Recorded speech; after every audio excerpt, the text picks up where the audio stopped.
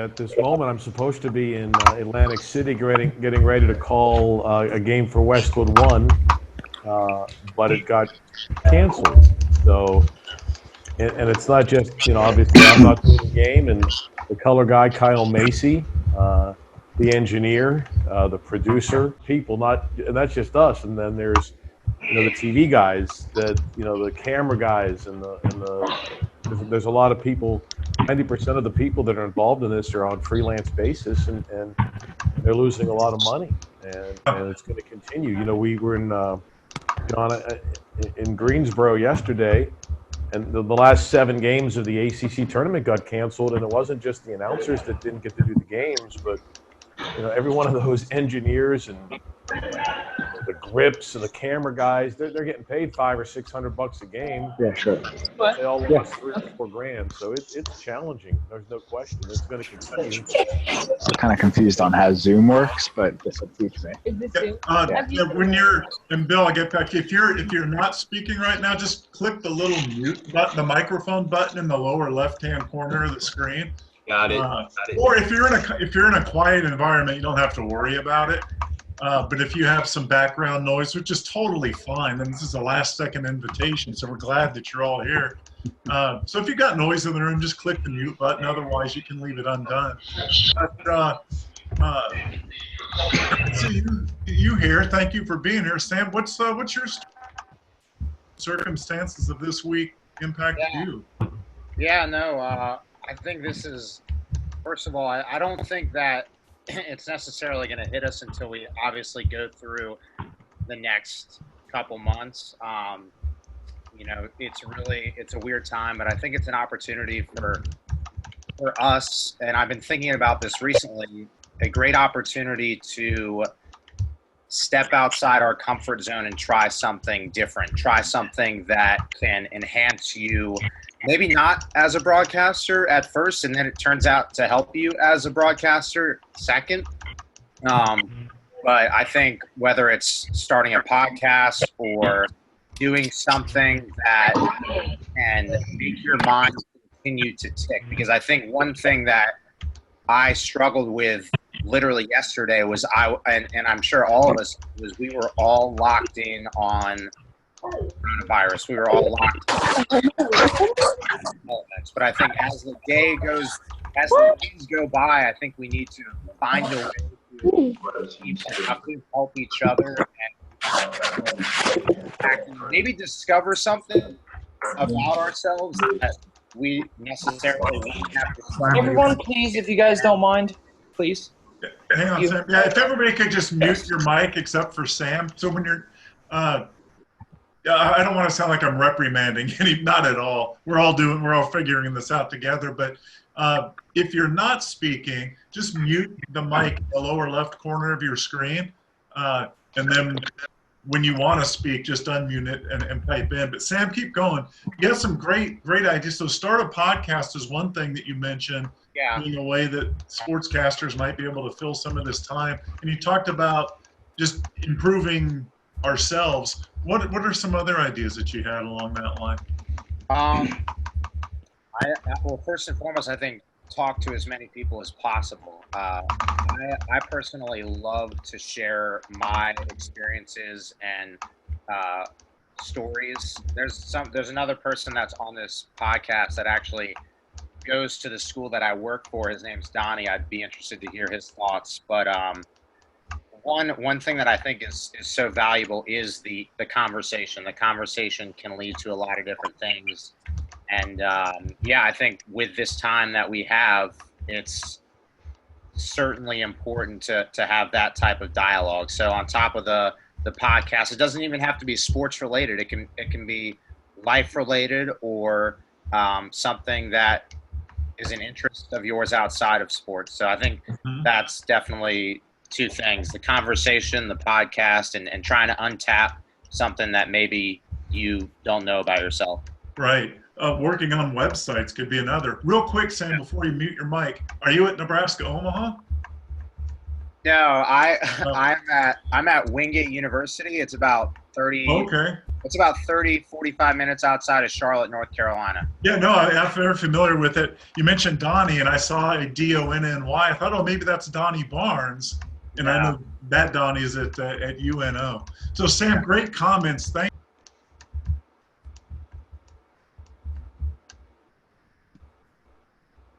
Hey, John. I think we lost John. Hey, John, you I might want muted my mic, sorry. Oops. My wife wishes it was that easy to shut me up. Who else wants to share how you've been impacted by the circumstances this week? Hey, John, it's Alvin up in Chicago. Hey, Alvin, good to have you here, buddy. I tell you what, one of the things that I like about that, well, I don't want to say like in a situation like this, but having started my career as a hard news journalist and then making the transition into sports, you know, when situations like this come up, you know, the opportunity to put your sports journalist hat on now becomes really important, especially for somebody like me that follows something like this extensively. You cannot even begin to see the breaking news statuses I put up on Facebook yesterday as the conferences started rolling out their cancellations. Of course, the NBA started off Wednesday night with their cancellation because of the Rudy Gobert positive coronavirus diagnosis. But then as the day started going on, you saw all the Power 5 conferences. Oddly enough, the Big East played a half a game, and then they decided to stop. And then once the Power 5s kept going, then all the other Division I conferences followed suit. You had that. Are you still doing hockey, Alvin? Have you lost games suddenly that you weren't expecting to? Well, I haven't done hockey since about maybe mid-October, unfortunately due to health problems. Mm-hmm. But I have continued to follow the sports, and you know, with everything that has come down the pipe, you know, with the four major sports organizations postponing their seasons. Of course, the NFL isn't postponed because they don't play till the fall. But if this really gets ugly, don't be surprised if the NFL starts postponing stuff like the Hall of Fame game, preseason. And what the perfect storm here is, you got the coronavirus going on. The NFL has got a CBA agreement that is set to be voted on by tomorrow night. And if that doesn't get voted on, now what are the ramifications of that? Because now the NFL draft is coming up later in April. All those things are super important and relevant. I want to focus our discussion right here with our group. And Alvin, thank you for being here. I want to focus our discussion on how our community of sports broadcasters is being impacted. We're losing work. We're losing income. Frustration is logically on the horizon for many sportscasters because of those things. But also, when I mentioned this in the invitation email and the tweet, that we're losing something we're passionate about. Yep. We look forward to doing games, to being on the air, to doing play-by-play, to doing sports talk. And a lot of times our identity is kind of wrapped up in that, or that's part of who we are, and you take that big part away. There could be some emotional struggles too. Somebody else pipe up and just vent. On that note, off your chest. What's on your mind? On that note, honestly, just part of that. I mean, we had in Worcestershire, we played last night with Elmira. We were the last kind of game going on. We obviously had the pioneers of summer with the PGCBL, but in between, right from now until then, it's kind of been, what do you do? Mm-hmm. Yeah, and what do you do? What are your first thoughts, John? I mean, you know, we're jumping into, you know, trying to sell for baseball, trying to get that all ready, trying to get ourselves there. We have plenty of upkeep around the arena, but I mean, that's not the part of the job that you look forward to every weekend, and eliminating the last 12 games of our season, possibly the playoffs. We don't know yet. It's just kind of a big question mark in the air. What games has somebody else in the group lost? And John, thanks a ton, man. John, I've got a story for you. This is Chris Mykowski. I'm not an Chris. STAA member, but I appreciate you opening this up You bet, to man. everybody. Just one of the more bizarre days of my life, and I think everybody in this discussion would appreciate it. So I did the first two women's games at the Conference USA tournament on Wednesday, and thought my CUSA tournament was over and just had G League games the rest of the weekend. But Thursday morning, about 8:30, got a call from the coordinating producer at Stadium. Their play-by-play guy who was scheduled to do two men's games on Thursday night wasn't able to travel into Dallas. So he gave me a call, and obviously I was more than willing to step in and do the games. Was eager to see the environment with nobody in the stadium. So got started prepping. It was really fantastic, going to be a fantastic deal, not too difficult because I had already seen 3 of the 4 teams earlier in the season. So I go from that at 8:30 to 11 o'clock CUSA, calling off the tournament and losing those 2 games. And I already had the money in my bank account mentally, obviously. And so that got canceled. G League was canceled the night before, so I already knew I had lost those games. And then later in the day, kind of feeling down, what a roller coaster up and down day, and got a call from our my wife's OBGYN that the chromosome test for our new baby looks good. Everything's healthy and happy, and we could find out the gender if we wanted to. So got to find out that we're having a baby girl. So up and down, and ended up on a tremendous high on that. Well, yeah. Okay. And I think the noise, there was a loud noise there, loud burst of noise. First of all, Chris, congratulations, man. That's super cool. I missed. Are you going to learn the gender? Oh, we did. I'm sorry. We were having a baby girl, yes. Hey, congratulations. Have you chosen the name yet? Grace Ann. That's a beautiful name. So now it's all about figuring out how to support the new addition. So. Well, I wanted to ask you. Obviously, we don't need to get. I don't. No. This isn't a discussion of finances, but how much trepidation do you have that whether you need the money or it's just bonus money, that the household income is going to be a little bit less in the coming? No, I mean I've been exclusively doing the freelance thing since September, so. It kind of, again, the roller coaster day, honestly, that call from Stadium and the rate that I was going to get from those games and those new relationships, it almost gave me validation that, all right, maybe this can be viable going forward and maybe this can work.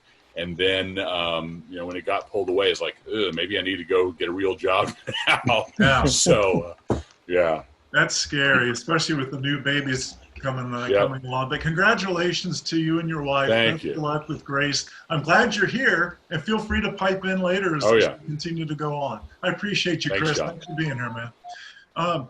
Who else wants to share a story? How have you been impacted? What assignments have you lost? Where might you have been in? My name's Donnie Sherrill. Hey there, Donnie. Good to hear from you. How's it going? Thank you for opening this up, by the way. I'm actually a student at Wingate University, just outside of Charlotte, and I'm a sports broadcasting major. I'm only a sophomore, but we've got ESPN3 on campus as well, so that gives some opportunities for us to broadcast games. And now with the entire spring kind of just being thrown to the side, it's weird too, because we're such a small school and we have such a unique opportunity to interact with the athletes and coaches, and seeing all of the seniors as well, and a lot of tennis players, of course, too, just got back from a big match and their season's done, and then the snowball just keeps piling up. But I was also going to do a professional soccer league game, the Stumptown Athletic in Matthews. The LA Force was the team that was going to come in, and my contact told me that they're going to have a 30-day suspension as well, and it's a lot smaller, of course, not like the MLS, but yeah, I mean, I think it's just weird, because I don't think anything, of course, has ever happened like this in the world of sports. And again, I always tell people that I know, it really impacted me because I'm a big sports guy. I use analogies for sports and everything like that. And when I saw, of course, that the, NCAA tournament was canceled, that's when it really kind of hit me, like, wow, all these opportunities, all these chances for me, of course, to get reps at my school, but not only that, but for professionals that are, again, I mean, we've mentioned, of course, with losing opportunities to make money and provide for your family. So it's really just a weird time as well. Stay there because I have a question for you, Sam. Don't go Sure. anywhere yet. There's a cool chat feature. I think there's a chat icon at the bottom of your screen you can click. I would love to participate in the chat, but obviously I can't. I don't want to get distracted. But feel free, other people exchange ideas on there. By the way, Troy Coverdale, glad you like the helmet. All right, so Donnie, my question for you is how much, instead of saying how much, what are your feelings about the reps and the opportunities to improve that you're losing while you're still in school, the time when you're trying to develop your skill the most? Sure. Yeah. I mean, I take every game, whether it's a big game, small game, when it comes to, regarding to scheduling or standings, I take every game, every chance that I get to be on the air is a blessing. So looking at this, losing chances to do baseball, softball, possibly lacrosse, it really stings. But I wanted to also allude to what Sam Hyman mentioned. Sam has been an amazing mentor for me at Wingate. And I actually have recently started my own podcast with one of my friends who is a tennis player at Wingate as well. And he co-hosts with me, and we mainly talk about sports. We also talk about shoes. We're really big shoe guys. So that's one thing, I guess, that's growing in the market as well. But other chances too, I think being a podcast, or having a podcast rather, just gives you more chances to talk into a microphone and get that comfort. That's really, I think, key. And I've learned that throughout my first 2 years. But I think it just feels weird overall. I definitely didn't expect it to reach this level. If you would have, told me 2 weeks ago that we'd be canceling every major sport and games would put on hold, I would look at you silly. But right now, I think, like Sam said, finding other avenues, to work on, and maybe sitting there and watching, some of your games back and really having a time to look at it and say, okay, I don't have games to worry about to prep for, so I might as well go back in the past and look at some replays and see how you can improve as well. So that's a great call. Let me jump in there. And Donnie, I appreciate your being here. Great suggestions for how to spend this time. A few other things that you and other people can do to continue to hone your craft, even though you're not on the air, is practice play-by-play calls from video, television, online, whatnot. You can do that, critique your work like you've spoken about, have others critique your work, study the work of others. You can hear sportscasting samples and sportscasters all over the internet. So maybe you have a question. How do they handle this situation? Or how do they come back from break? How do they toss to break? What do they do when there's an injury? Listen to other sportscasters to seek ideas about questions that you've had for a long time. Now's a great time to try to work on some of those things. Hey, John? Yeah, go ahead. If I can jump in for just a moment, because I follow some of the lower level collegiate action, and I just got word from the NJCAA that their spring competition will resume, because they also have suspended, but they'll resume April 3rd. So this may be an opportunity for those of you that are collegians at four-year institutions to possibly look at some of the two-year institutions around your school and maybe potentially seek some opportunities that way, especially with baseball, softball. They're always looking for folk to cover those games. Alvin, that's great information. Thank you for sharing that. And I agree, jump on some of those opportunities.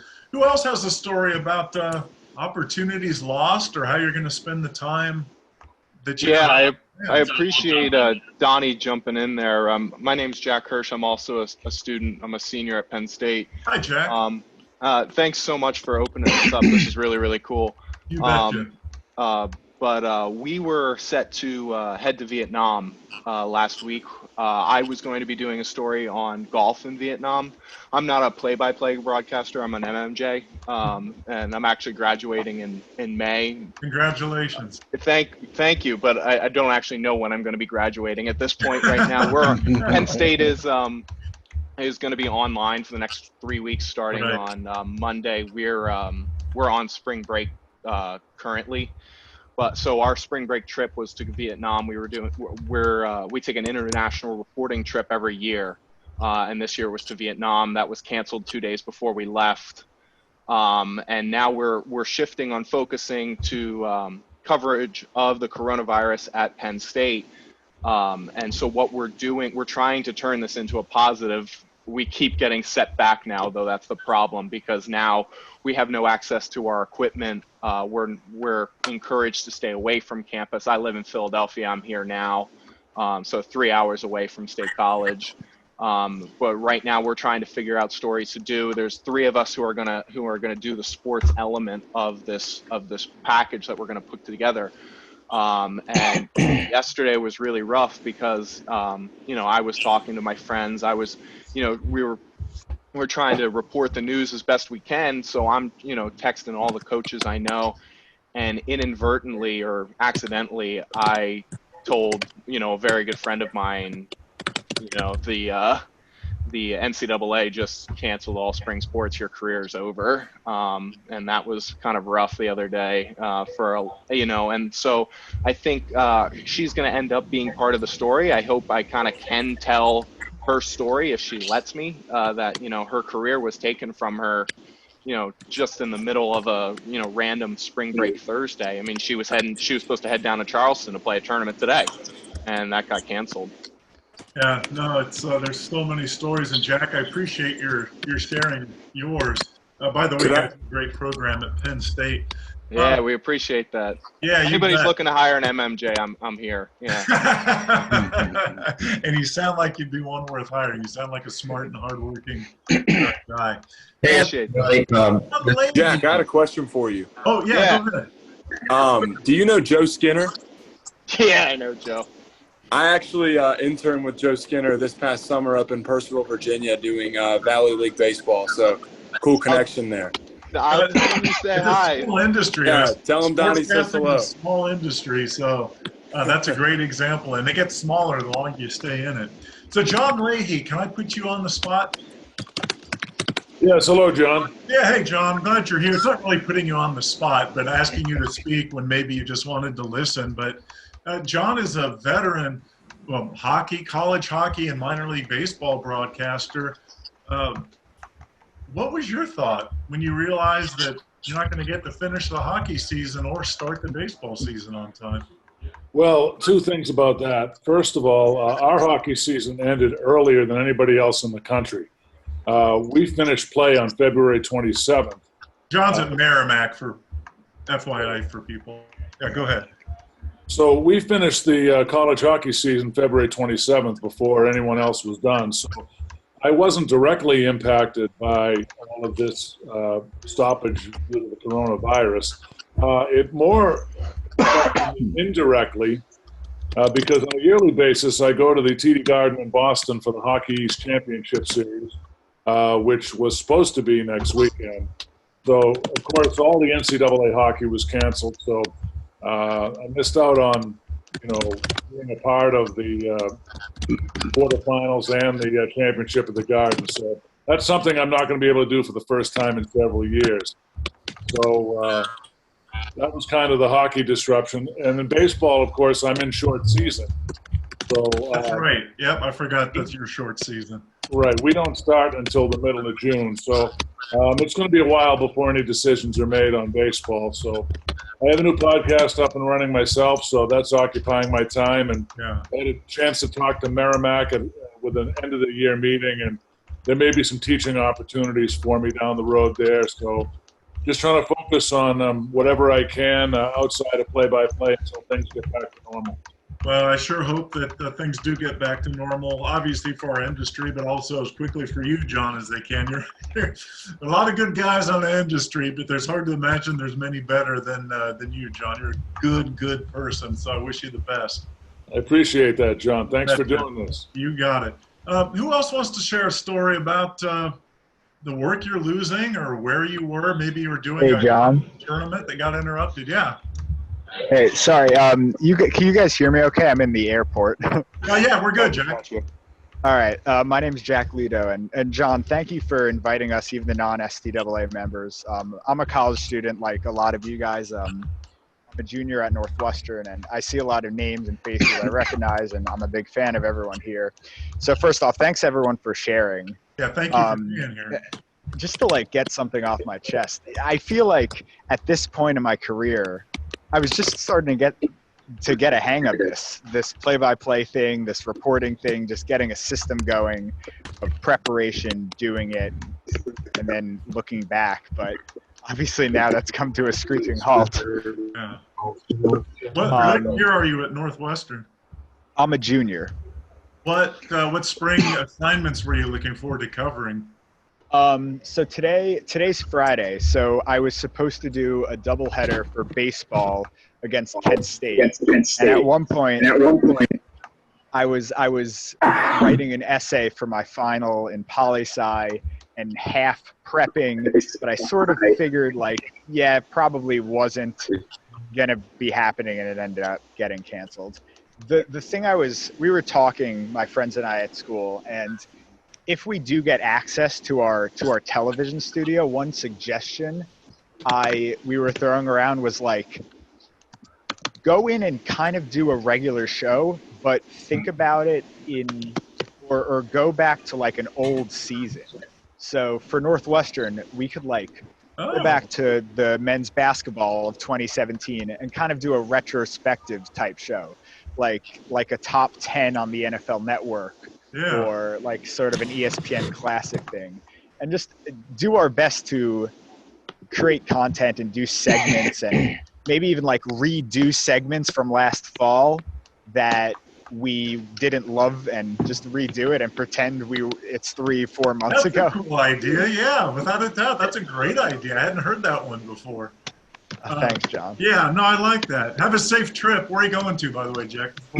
I'm going to Los Angeles with my girlfriend. It's a very confusing travel schedule, but I live in New York, and New York's kind of a hotbed right now. So, well, I'm in San Diego right now. The weather in SoCal sucks and is going to for the next week. So be ready.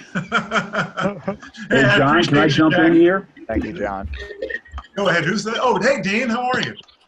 I'm doing fantastic. Nice pumpkin, by the way. What's here behind that? You saw the pumpkin? Yes. Yeah. It's our job to observe. You know this. It's left over from Halloween, and it's been on my desk ever since. It doesn't spoil. It's in perfect shape. So I kept it. Why not?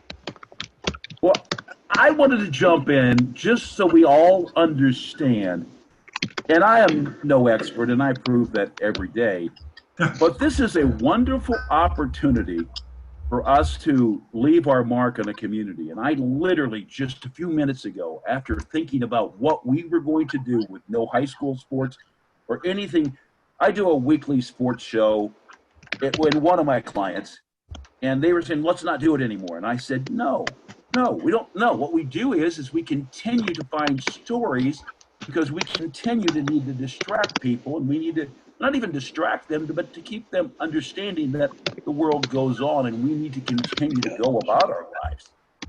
So, hang on real quick, Dean. Whoever's typing, could you mute your mic? In the lower left corner of the screen is a mute. You talking to me? Whoever's typing, I hear typing in the background. Okay. It's over. No, that's not me. Oh no, it's over whoever. It's over Dean's voice. So anyway, go ahead, Dean. Keep going. So the point that I was going to make was in 1941, and I literally just worked this into a promo that I did for the show that we're going to continue. In 1941, Kennesaw Mountain Landis, who was a no-nonsense type of commissioner, something that we haven't seen in a long time, writes FDR and says, should we cancel baseball? And a day later, FDR writes back and says, absolutely not, because this is vital to the morale of our country, because we are putting together a war effort and we need the distraction. And keep in mind, we lost a lot of players to the war. A lot of them didn't come back.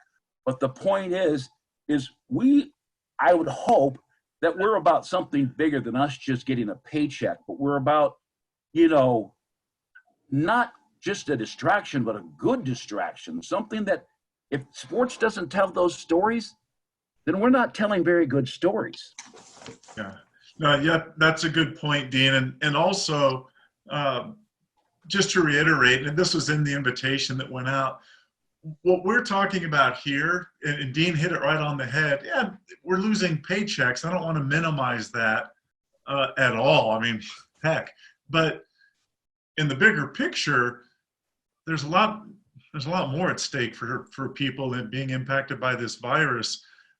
So the purpose of our meeting here is not to overlook that, and certainly not to say that the challenges sportscasting industry is facing are more serious than people whose lives are at stake. Not that at all. But this is our community, and so the purpose of this is to just look for mutual support for each other and kind of vent a little bit, figure out ways to move forward, how we're going to fill the time, things you can do to stay positive. In fact, let's ask that question now. And I still want to hear other people's stories, but what are some things that people can do, that we can do, to stay positive? We talked about continuing to improve our craft, staying busy through things like podcasting as well. But mentally too, you know, I'm huge into self-growth. John Leahy knows this. John recommended to me one of the classic books, and I loved it, How to Win Friends and Influence People. But my point is, if you seek inspiration, find something that motivates you. Maybe there's a podcast that you love. Maybe there's books you love, or a blog that you love. John, can I say something real quick? Yeah. I just recently finished a book, and I'm glad you brought up the book part. Something that self-motivates you, a book, and that has certainly done the goods for me. I just finished one, and it really talked about facing adversity, facing challenges, you know, in a situation that makes us question ourselves, the fate of the industry right now and how it's a little bit uncertain. How do we handle that? Because we all can handle the moments that are exciting and happy and joyful, but what we really want to find out about ourselves is how do we push through the troublesome times where it's not easy. And I think that is what makes a person stronger in the end. And so for all of us that are, you know, dealing with not being able to call games on a regular basis or broadcast in whatever capacity, I think it's important to find that motivator, whether it's a book or talking to somebody. What's the book that you read? It's written by Mark Manson, The Subtle Art of Not Giving a Fuck. Yeah. I've seen that recommended by several authors and podcasters that I listen to. Yeah, it's unbelievable. Say it again and delete the F word, just like you did. The subtle art of not giving an F. Yes, an F. By Mark Manson. Yeah. Hang on, I'm writing that down. When you see me looking down, I'm writing notes from this. Apologize for the profanity. Yeah, but you didn't invent the profanity. It's the book title. Yeah. But no, that's neat that you mentioned that. And building upon that point, and that's such a great tip. I appreciate it. But you have to, when you go through a tough time, like sportscasters, like we are going to be, with loss of doing what we're passionate about and the loss of income that's going to come with it. When you find something that motivates you, or think back, you know the things that motivate you. You've all been on this earth long enough to know what books and podcasts and things, music, what lifts you up. Motivation, though, is like bathing. It's like eating. You have to do it every day because it wears off. So when you start feeling your mindset maybe going south a little bit because you're at home instead of being at the ballpark, or because you're trying to figure out, you know, we just redid our budget and we can no longer afford this monthly luxury that we've enjoyed for so long, that's a great indicator to kind of change the channel in your mind and seek out one of your motivators. And even if you only spend 2 or 3 minutes listening to part of a podcast or reading a page of the book, do it daily, and it'll continue to lift you up. Again, motivation's like bathing. You gotta do it all the time. And John, I think it's John Franta, how are you, man? How are you, John? So good. What were you gonna say? Well, I think not only what motivates us, but who motivates us. Who motivates us? And what I mean by that is, this is a time where a lot of games obviously aren't going on. A lot of events aren't going on. And if this is a time to kind of reflect on who's helped you get to where you've gone and who's somebody that you look up to in the business that might not be doing work right now like you and might have the time to actually talk with you or actually go over something because they don't have the abundance of work that they normally have with the NCAA tournament and whatever in the college sports calendar. I was just talking with Kevin Kugler today, who typically is loaded up with stuff right now, but it's a time where you could talk to somebody that's normally you talk to maybe in July or August, but you could get a chance to actually speak with them right now, and who knows where that could go. So, well, and I'll tell you, that's a great suggestion. Take this time to build relationships. Yes. But another neat idea, there's the owner of the Savannah Bananas. Many of you have seen their position description they had looking for a radio entertainer. They're owned by a guy named Jesse Cole. Jesse Cole gave himself I think he called it the gratitude challenge or the thank you challenge, something like that. And he challenged himself every day for a year to write a thank you card. And I'm huge on thank you cards, love thank you cards. But to write a thank you card to somebody who's helped him along the way in life. Somehow I'm seeing somebody else's screen. Bryce, you are sharing your screen with everybody, so be careful. Click out of that when you can. Bank information would be fantastic. Oops. Yeah, be careful, Bryce. There you go. So anyway, he had this 1 year challenge to write a thank you card, one a day, to different people that have impacted his life in large ways or small. That could be something that you do with this time off. It just takes a couple of minutes each day to send one. And who knows what neat relationships or relationship growth might come out of that. But man, especially in this day and age where so much communication is digital and most of the stuff that ends up in our mailbox is trash, when you get a handwritten thank you note from somebody, it means the world. So maybe have your own thank you challenge and use some of this downtime to send cards to the people that have impacted not just your career, but your life as well. So, hey, John. I appreciate you saying that, John. Yeah, Alvin. Hey, here's an interesting thing for everyone out there that wants to try and get out of their comfort zone and just kind of pick up another skill. The UFC actually is going to be going on this Saturday, even though they're not going to have fans. They will have content on ESPN. This might be an opportunity for those of you out there that have loved or thought about thinking about doing the fight game to see how it's called, to see where you can fit into that possibly one day, because you never know. This is a great opportunity right now. Yeah, no, good suggestion, Alvin. Thank you.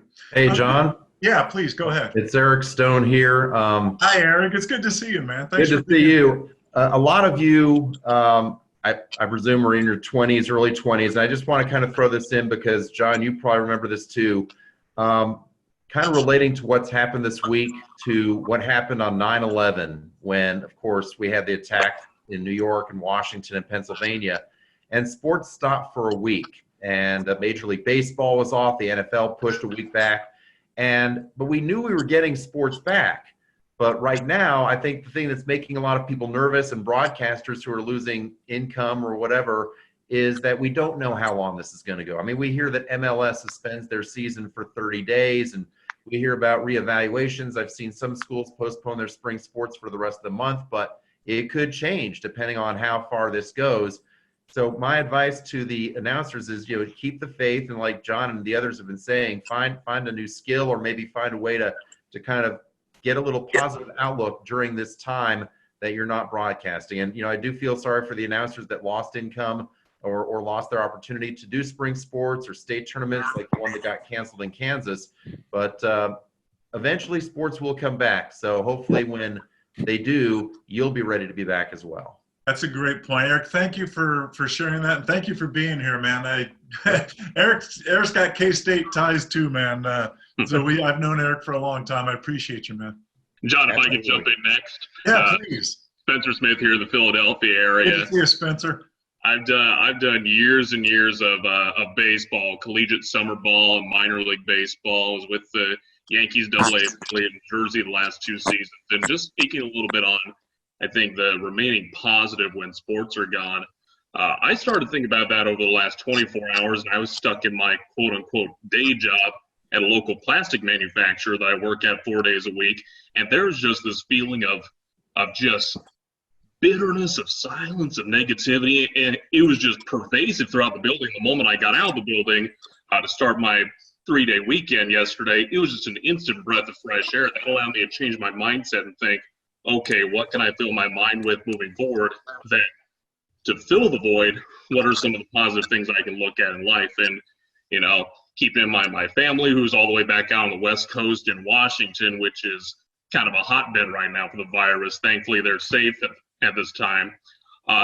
Just kind of looking at the finer things in life. It's sort of a cliche, but, you know, the comedy specials you watch in your rare downtime, in your busy season, and the movies and the TV shows, time with friends. I'm taking that as much as possible to sort of apply time when I'm not working on, you know, doing dry calls and play-by-play of some baseball games, men's volleyball games, stuff like that.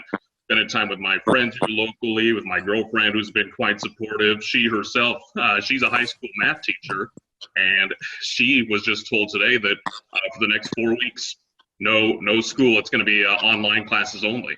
So, my son is in middle school, and I think all schools in California now have been canceled, but I know our local school district and throughout San Diego.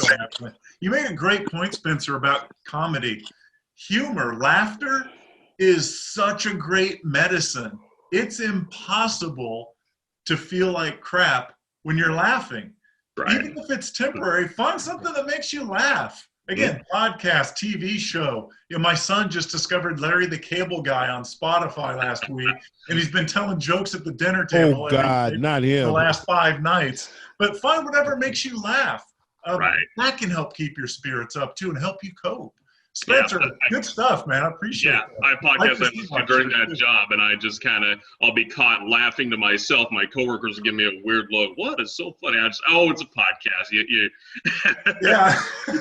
Stand-up comedy is one of every 1,000 people that'll enjoy this type of humor. Yeah, no, that's they're different humor for different people, man. That's great, Spencer. It sounds like you have a good girlfriend, too. Hang on to her for a while. Absolutely. All right. Hey, John, go ahead. Somebody else. 3, 4, 5. Brendan Gulick, go ahead. Hey, John, how are you? Good, man. Thanks for being here. I'm happy to be here, and at the same time, like everybody else, probably a little frustrated that we have to have something like this because it means we're not working.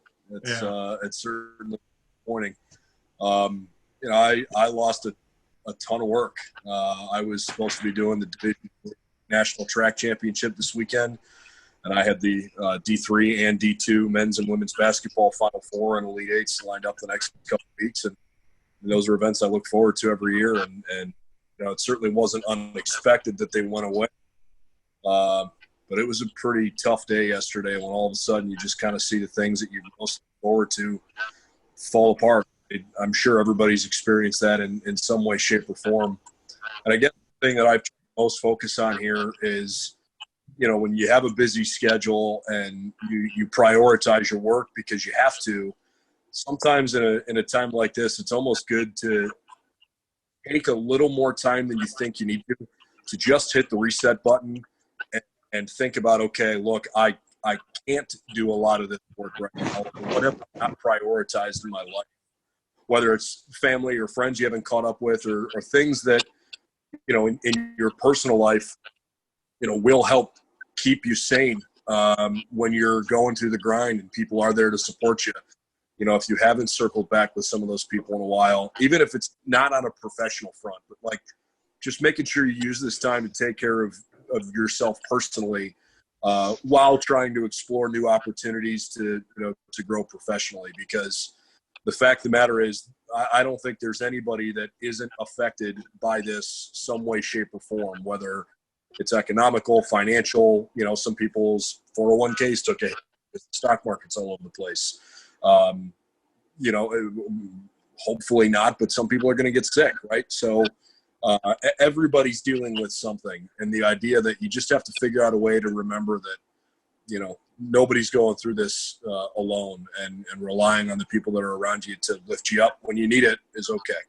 Yeah, no, a great point. I actually thought of you. I think of you often, Brendan. Brendan's a good friend of mine.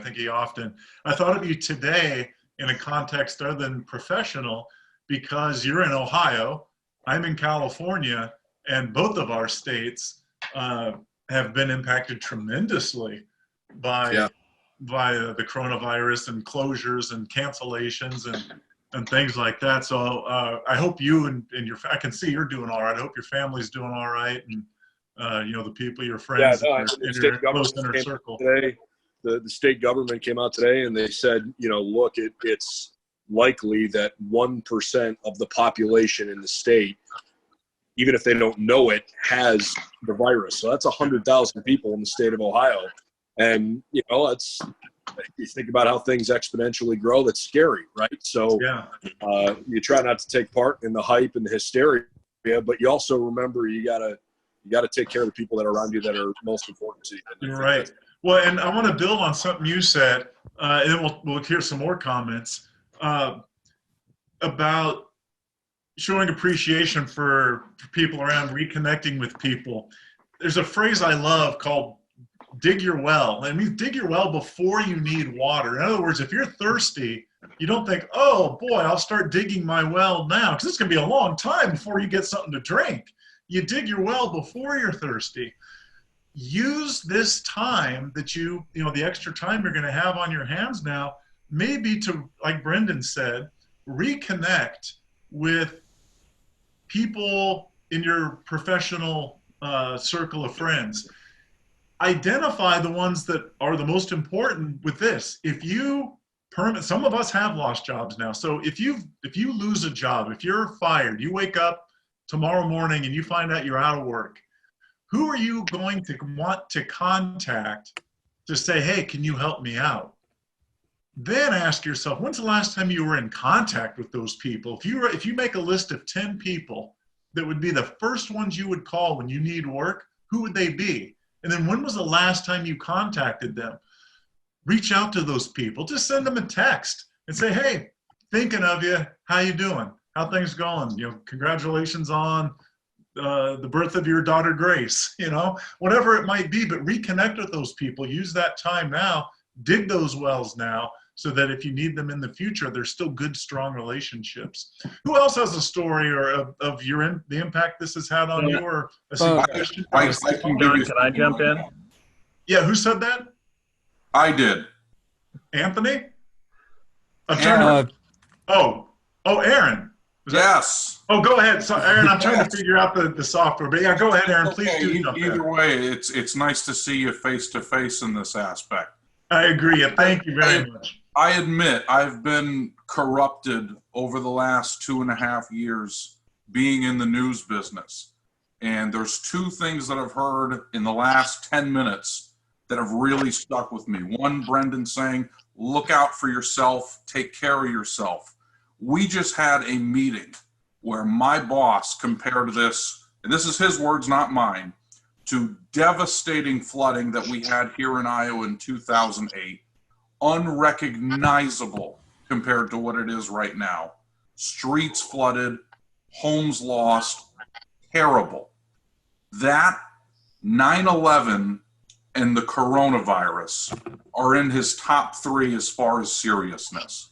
Now, I'm fortunate because I've been tainted by the news world, right? So I have had to take every single aspect on this coronavirus and find a way to be creative with it. Even just today, I don't know about everyone else's state, but sports betting in Iowa is legal. So what did I do today? My story was strictly about sports betting and its effect on the casinos now that there's no sports to bet on, right? So I would encourage people this, and I realize there's a lot of broadcasters in here. There's a lot of people with the same aspirations. We share them all. There's a lot of great voices too, right? Like everyone's got a great voice. We all have the same face. It's horrible. I'm wearing a lot of makeup. Hey, speak for yourself, Aaron. I'm just saying.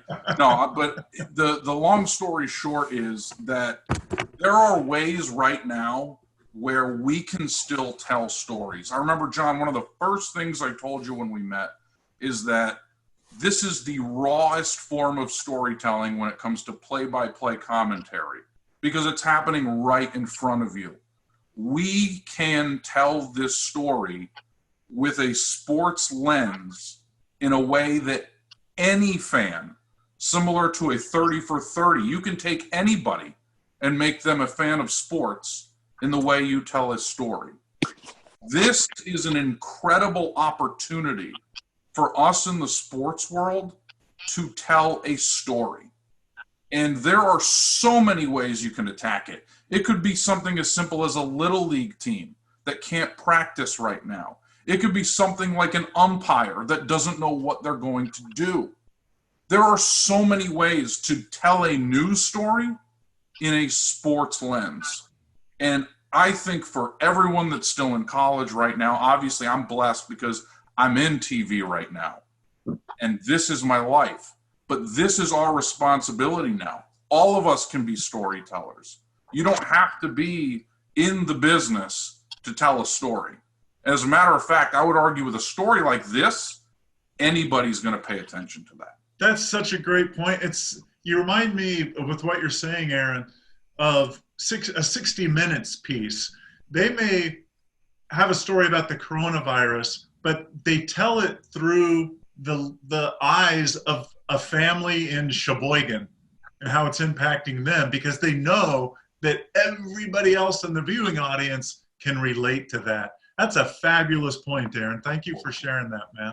And this is why, but I admit my bias, right? Because I have been raised now over the last 3 years not to tell stories from these city officials, from these big wigs. Like, you want to hear it from Joe Smith. You want to hear it from Jane Doe. You don't care about what the governor or what the mayor of your city has to say. I want to hear it from the people. And when you can find a person to tell your story, man, does that have power. And you don't have to be, again, you can be in college. You could be on spring break going to LA and still tell this story. There are so many ways to do it, and I would encourage everybody to find a way.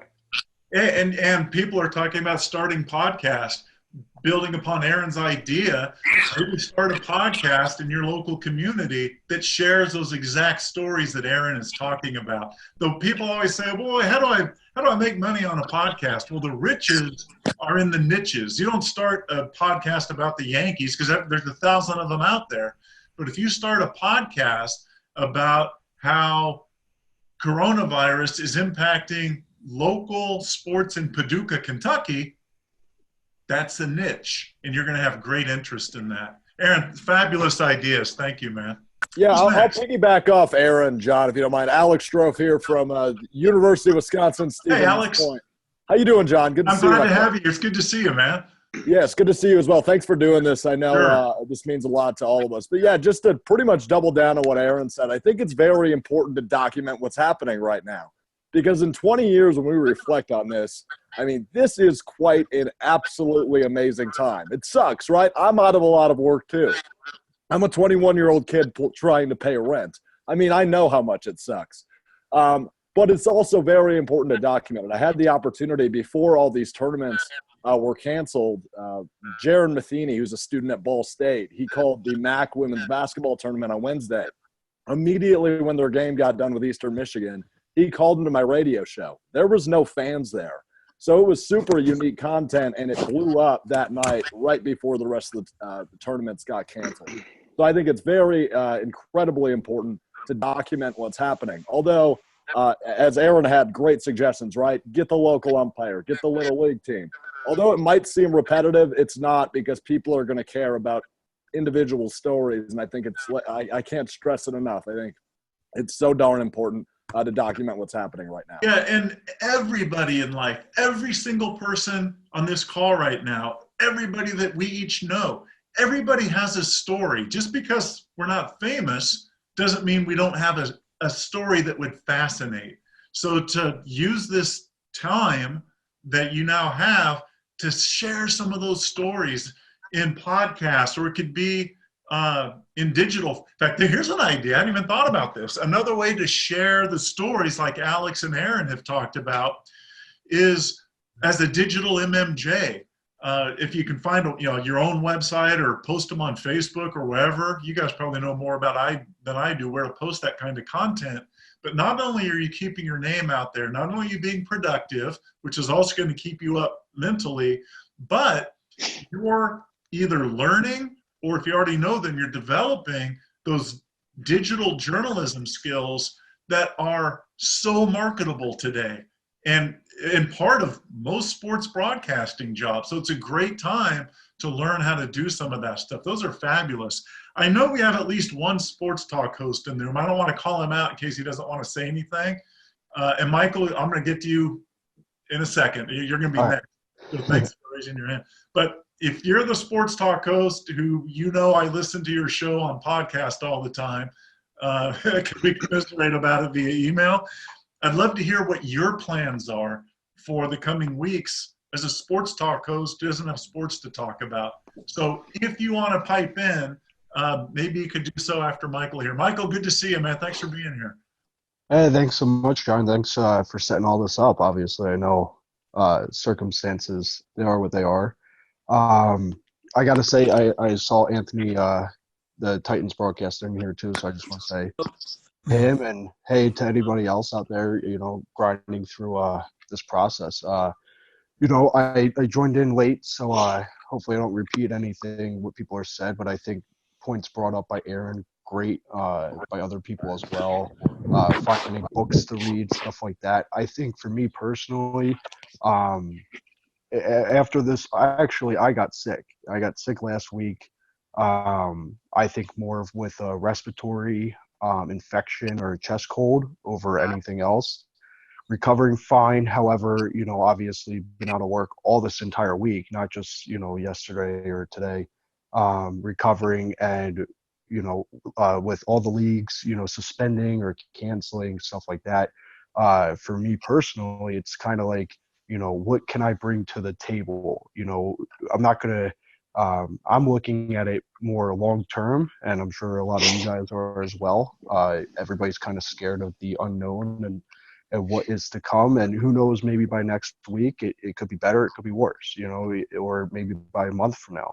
The NBA put a 30-day, I think it was a 30-day limit on it. They were saying at least 30 days until they make a next case scenario option for their season. So I assume that applies to the NHL, that applies maybe to MLB and so forth down the line. So obviously, you cover teams, we all cover teams, and writing recaps, doing stories on the guys or players in general, that is taken away from you when there is no team. And I think that is the biggest concern. That's why I joined in. That's why I wanted to voice what, I was just thinking. I've been talking to so many broadcasters every day in my circle and trying to reach out to as many people as I can. What can we do to keep work going? I've told some guys that, hey, I wish I had a trade. I wish I was a mechanic. I wish I had something else to back myself up on, because you obviously can't predict stuff like this, and it's out of people's hands and control. But, John, maybe you can weigh in on that. Like, in terms of going beyond the sportscasting side, maybe picking up something else. Because I have an idea for you. Great point to bring up. I see a lot of broadcasters, not just in sports, who, when they leave the industry, I know we're all looking at hopefully this being a shorter term thing versus permanent, of course, but when they leave the industry, they go into media relations. Even if they've never been with media relations experience in some place like minor league baseball or hockey, they know how it works. And I see them here in San Diego County, former broadcasters doing media relations for politicians, for the sheriff's department, for the Chamber of Commerce, for the Convention and Visitors Bureau. It's not sportscasting, but if you're wondering an area where your skills as a sports journalist are transferable, that's one of them. Hang on here. Yeah. Okay, I was checking a message from somebody that was here earlier. Real quick, and then I want to see if my talk show host has anything to say, and then I want to get to Mike Hammett. Mike, did you have something you wanted? Okay, so I got you, Mike. There's on the chat, I see people talking about some of the books you can read. if everybody would, at some point before you check out, if you have a book that you think is either great for a sportscaster to read, or, and I'd really love this myself, if you could suggest a book that motivates you, please share it. And we already had the Mark Mattson book, The Subtle Art of Not Giving an F. What are some books that you would recommend, either because you love sportscasting, or I think even more valuable, that motivate you? That'd be great. All right, before I get to you, Mike Hammett, does my talk show host want to chip in? How about that? A very accomplished sports talk host got nothing to say right now. That's all right. Mike Hammett, I'm glad to see you, man. Or glad to see you. What's up? Hey, John, you were just talking about the media relations aspect of that. And that's part of my job here. I'm at Louisiana Monroe, for those who don't know. I do women's basketball and baseball. And when I accepted the job on the radio side, they threw in, what was then an internship working in media relations. I've been able to turn that into being full-time, being the associate director of athletic communications here. So I'm very fortunate right now in that everything getting shut down on the broadcasting side because there are no games. I still, for now, have my position with the university. We're going to start working ahead on doing 2020 football media guides and things of that nature. And so it's really been an easy transition for me because as a broadcaster, I know what to put in game notes because I've been the guy on the other end of that. And so it is something, if you can look into that, I highly recommend. I just wanted to mention I was doing baseball and women's basketball. Both seasons for me ended on the air without me realizing it was my last broadcast and wrapping that all up. Women's basketball, the ruling came above me to send me off with baseball last weekend instead of finishing out women's basketball. So that was a little interesting. So I didn't get to finish that there. But baseball was off to their best start in 30 years and just had that all wiped out from them. And so, fortunately, we're going to have everybody back, the opportunity to have everybody back, it seems like. But I'm just thankful to be, and that goes for everyone. If you can add that extra skill, if you can write, if you can do the podcast, if you can do things with video, and that's something I seem to do in just about everything I'm doing with the university. I have two positions. I'm thankful to at least have that to fall back on, even though I'm going to miss out on some revenue coming in from Learfield and that part of it right now. But, this is certainly unprecedented. Last few days, I can't say I've gotten much done just because we're waiting on the next thing to happen and the next release to go out and changing schedules. But hang in there. And again, I'm one of those people, if anybody needs help or, somebody to talk to, if you're a talk host or whatever, I'm available. You can find my information at ulmwarhawks.com. I'm in the staff directory there. That's the easiest way to find it. So just hang in there, everyone. I know this is tough. I'm really, you're all in my thoughts, those of you that are freelancing or that this is your livelihood is going out and selling. It's tough, and hang in there, and I'll do whatever I can to help anyone out. That's for sure. That's awesome, Mike. I appreciate that. In fact, if you want to be accessible, anybody, just put an email address on the in the live chat, and maybe somebody just needs an ear to talk to or something like that. Also, John, or hang on here, I got a message from my sports talk host. I think he's having trouble with the audio. So two things. One, and this is to my host that I wanted to chip in. Make sure that your microphone icon in the lower left corner of the screen is active. And then two, I don't know, maybe Melody has a suggestion, but who's next? John, can I just follow up with? Yeah, I just want to add one thing. Yeah. Hey, so just one more thing, like, within this industry, one thing that you have to be keen to is, wearing multiple hats and taking on the role of being a ticket person or, doing sponsorships and stuff like that. And one thing that maybe if you want to enlighten on, or if other people in this chat have, the same thoughts I'm having, me, how can I can't sell to people, who's going to want to, sponsor us at this current crisis time. You know what I mean? So that's another thing that, talking about trying to find another outlet to try to bring in revenue, because right now it's all just about refunding people their tickets and their money at this point in time. So, because we don't know how long this could last. And that's something that for me, that is weighing on heavily more so than everything else, is could this extend into a July, into, in a September situation where then you're looking at a whole nother season on top of that. So one idea, this may be a totally stupid idea. Lord knows I come up with those kind every day.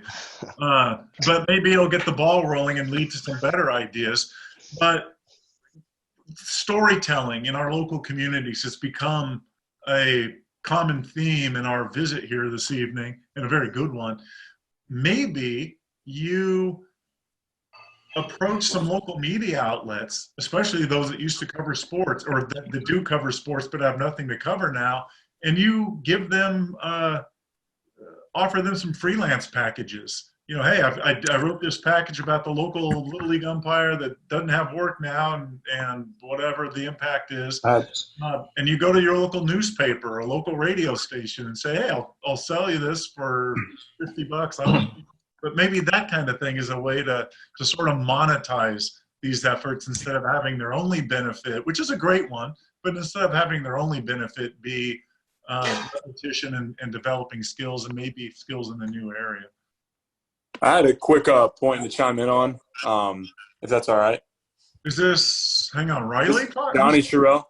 Oh, hey, Donnie, go ahead. Hey. One thing that I learned, this is going to be one of my last points, I have to get going, but I wanted to share with you guys real fast. First, my book recommendation, Every Day I Fight by Stuart Scott. Yeah. That, I think, I read that one I think, after he passed away.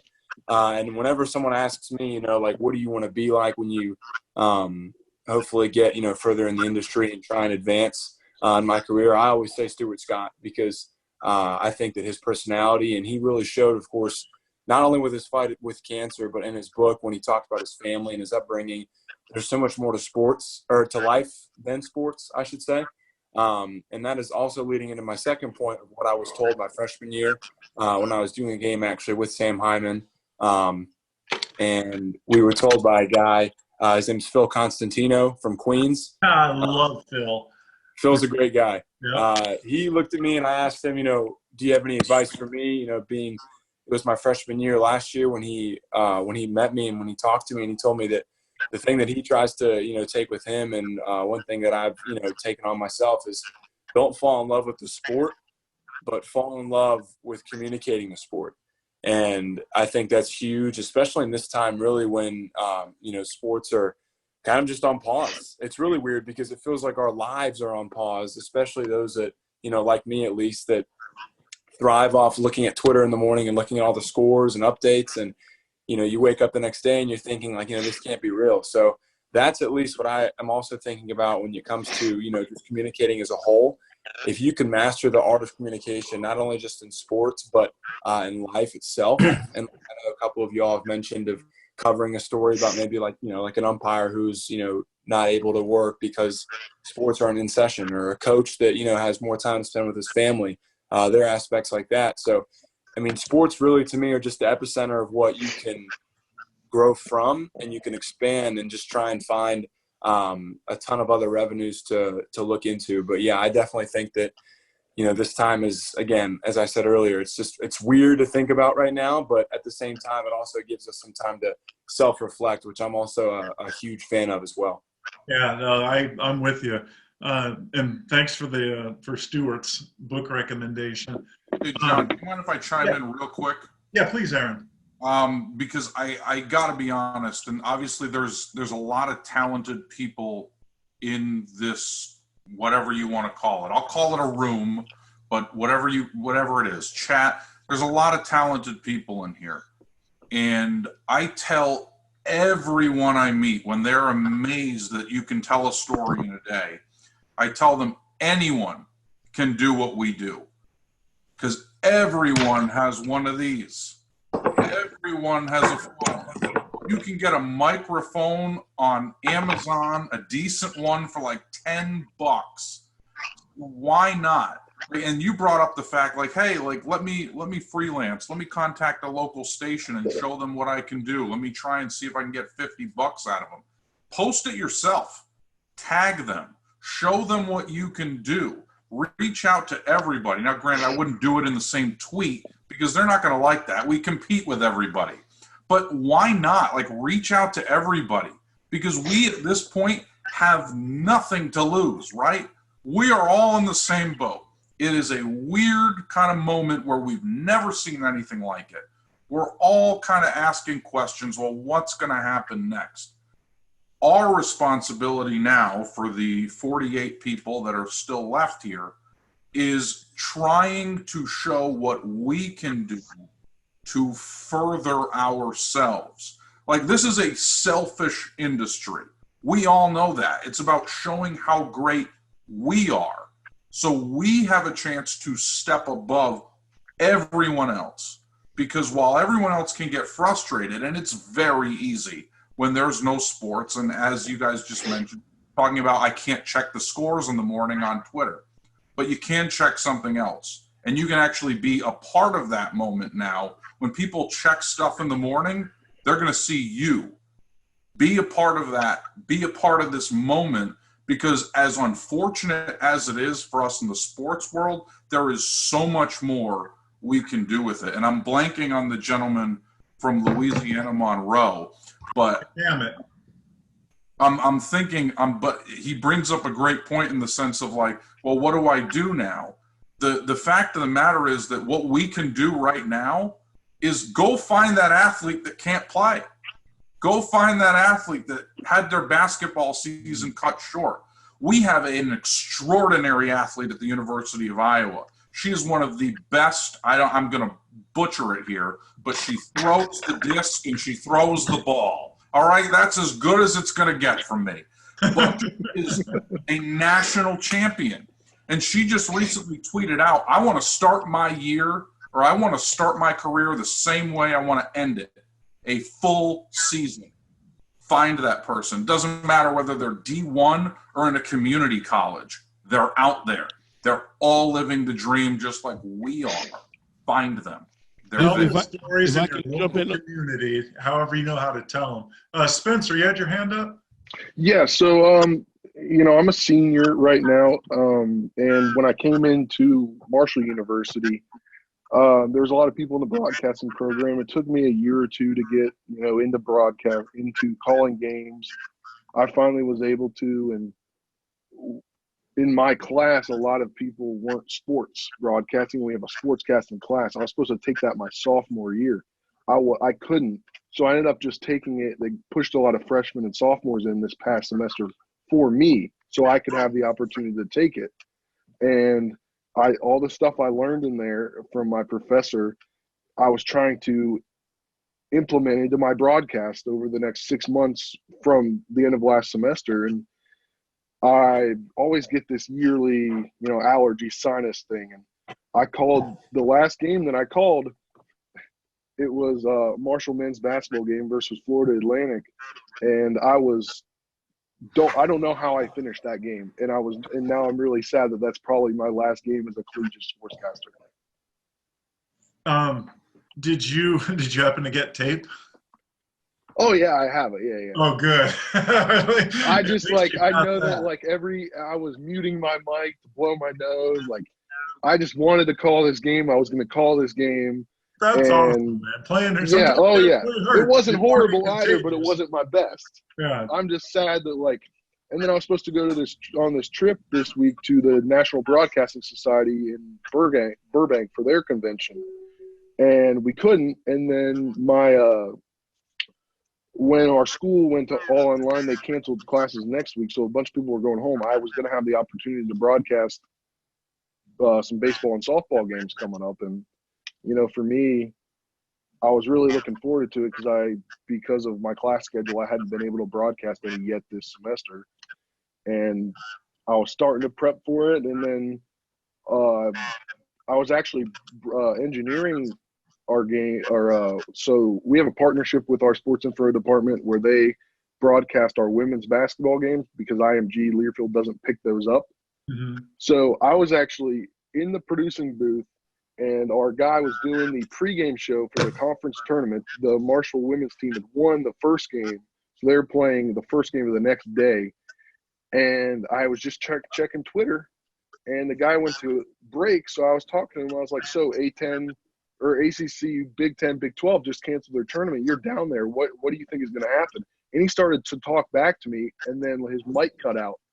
And then he came back a minute later, and he goes, "Can you bring me back after this? I got something to say." And I was like, "Oh no!" And they literally called it right then and there. Oh yeah, I saw that on television. I think it's one of the Big East tournament games called it at halftime. Spencer, thanks for sharing that, and I'm glad to have you here. Brandon, you've been waiting patiently. Brandon Ross, go ahead. Thanks, buddy. All right, thank you, John. I'm in a similar boat to Spencer. I'm a junior at Syracuse right now, and obviously Syracuse, the way the program works at the primary radio station there, WAER, it's definitely not an easy road to getting on air. I just got on the sports staff a couple months ago, and I'm in my junior year. We have a pretty big class, and I was looking forward to getting to call a lot of lacrosse because there is no baseball team at Syracuse. I have to wait till the summer for that if it even comes. But I called my first men's lacrosse game a couple weeks ago, Syracuse Hobart. I loved it so much. I was looking forward to getting to do it again, and that'll be it. And the way it works at Syracuse, seniors don't do lacrosse. So that's it. That's my last chance. Gone. And the men were ranked #1 in the country, and I'm also the sports director at another station that covers the women's lacrosse team, and they looked primed for a big run too, and now their season's done. I won't be able to call them again. It just really hurts, and I feel like I'm going to take this in stride, though, because with all the things I do, I really don't have a lot of time for the things I want to do. I'm going to do a lot more reading, probably dig into some books I've been meaning to get to for a long time, but also for just getting reps under the belt, it's going to be tough. But I know one thing that I'm going to try to do. I have MLB.TV, and in case you're not aware, you have the option of watching the games with just crowd noise. Oh, wow. I didn't know that. Yeah, you can take the announcers out of it completely, and then with that, you can feed that in, have crowd noise as your background, and make tips off of that. I'll probably send that around to some friends, get some feedback, work on that before the summer gets going. Can you put that into the chat? Can you put that into the chat, Brandon? Yeah, I will. Thank you. Hey, a question, and Brandon, again, thank you for sharing that. And I hear Syracuse lacrosse play-by-play in droves every year with the Jim Nance Award when I'm reviewing all those. You guys really do a fabulous job. Not that that's earth-shattering news, but somebody tell me, I think there's a hands up notification. Like if somebody wants to speak, there's a button you can push, and maybe I'm able to see it somewhere. I don't know, somebody could tell me how to do that. That'd be great, how to see that. But anyway, Joey Jerzenka, I think you've been waiting. Yeah, hey, John. Yeah, hey, John, how you doing? Good. I'm sorry I'm such a rookie at software that I didn't know you had been waiting, but I'm glad. No, it's all good. It's all good. Thank you very much for having me on and listening to every single sports broadcaster who is going through a lot right now. You guys were just talking about the Big East tournament yesterday. I was there at the Garden when they called it at halftime. It was very, very – I mean, we knew it was coming, obviously, once Rudy Gobert got sick and then Donovan Mitchell, that news came down. We knew it was going to happen. For everybody that is here, all 41 of us, including myself, 42, I'm here for you. I know that the same could be said for the rest of you. It's a hard time, especially when you lose everything, and that's what you think, but you can't get down. You have to make sure that you keep your shoulders back, your head up high, and you read books. You re-listen to any broadcasts that you've done in the past. How can you learn from it? How can you improve yourself? Who are you going to speak to? Talk to your mentors. And right now, actually, I've taken a different path after I graduated college a year and a half ago from St. John's University. And I am actually an assistant director of athletic communications at St. Francis College in Brooklyn in the Northeast Conference. And today, they actually just canceled all of these spring sports. And in addition to women's basketball, men's and women's tennis, and women's soccer that I cover in the administrator part, I also am a freelance sports broadcaster for NEC Front Row, which is the conference's streaming service. So I help out Fairleigh Dickinson University, Wagner College on Staten Island, and all of that is gone now. Also, New York Institute of Technology, Division II ECC School out on Long Island, not too far from me. All of that is gone. So everybody just everybody just has to stay positive and look for work. I think someone said about the JUCO schools. That's humongous. I honestly did not know that. So yeah, I mean, like I said, everyone has to stay positive, and my email, my cell phone is in there. If anyone wants to reach out, we could exchange stuff. I'm more than willing to do so, and God knows we have enough time now. Yeah. What's a book that you recommend, Joe? Just real quick, what's a book that you recommend? Yeah, honestly, the biggest one is Play by Play by Vern Lundquist. I started a little bit of it. Honestly, ever since I got this job at St. Francis about a year and a half ago, or actually about close to 2 years ago. Actually, I haven't really gotten a chance to dive in. As you know, as a Division I SID, the workload gets insane, and then you lose track of things. So that's definitely one of the things on the to-do list, is to get back into reading and read a really good book. Joe, I appreciate that. Good suggestion on the group chat. Neil Fisher, Neil, I see you there. Thank you for being here. John. Neil suggests The Purpose-Driven Life by Rick Warren. I've heard that recommended many times over the years as well. So that's one to check out. These aren't podcasts, but you can find them all over YouTube. A couple of old school guys that I swear by. I listen to them weekly. Jim Rohn, R-O-H-N, and Zig Ziglar. Everybody knows the name, but those two guys especially resonate with me, and they might be worth checking out. Oh, hey, Brett Williams. What's up, man? Hey, John. How you doing? Good. It's good to have you here. Thank you. Thank you. I figured you would have appreciated the Phil Constantino reference. Yes. The Queens. Brett was there before Phil, or I guess you were there with Phil, huh? Yeah. Phil hired me on, and we launched the Queen Sports Network together. Yeah. I'm definitely going to reach out to Donnie and talk to him about that. That's cool. And I wanted to hop in too because there's some Conference USA connections going on here. Chris Mikoski was talking about at the beginning, and then Spencer Dupuis just brought up that Marshall broadcast. I was actually listening to that.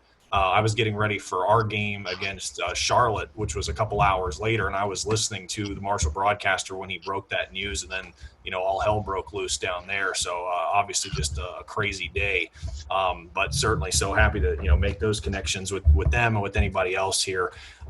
Just to kind of synthesize a couple things from all of this, I love the idea about trying to find a new interest right now. I know you and Spencer Smith were talking a little bit about that earlier, and the comedy aspect, and we've talked a lot about podcasts. And I think one thing that can help us with is figuring out how to make a living doing what we love, because I know a lot of us are freelancers, and sometimes we're, like right now I was already trying to figure out what my summer was going to look like once the WKU season ended. I was going to do some baseball and a lot of softball all the way through mid-May, and then I wasn't exactly sure of that. And all of a sudden my summers hit a lot earlier. And so I don't exactly know what it's going to look like for me, but hopefully all of us who are needing something like that can try to pursue whatever content based or who knows what else that we can now have the time to do. And maybe that opens up some kind of door for us when sports do come back, that is also a second revenue stream for us. And we can actually, figure out a way to make this work. I remember Brad Muller, voice of South Carolina women's basketball, who was a big mentor of mine, still is, but when I was a student there, first thing he told me was, when you're trying to make it in this business, you find the reps first, and then once you get there, you figure out a way to pay the bills. And I feel like I'm finally at the point where I'm really, hardcore on that second option. I've been blessed with a good opportunity here at Western, and now it's a matter of where do I go from here. And so I think this might be almost a blessing in disguise to be able to do that, and hopefully a lot of people in this group have success doing that. And I love that you said that. Challenges come to all of us. It's easy to be negative and think, oh, woe is me. It's harder, but it's a lot more beneficial to flip it and like, okay, it's a challenge, but it's not happening to me, it's happening for me. Right. What does this now provide me opportunity to do?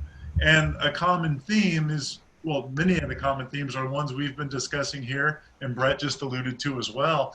Developing yourself in other areas, whether that be in sportscasting, developing media relations skills, or digital journalism skills, things like that, interviewing skills, podcast, but also, developing yourself, your mind, with some of the different books and podcasts that we've suggested.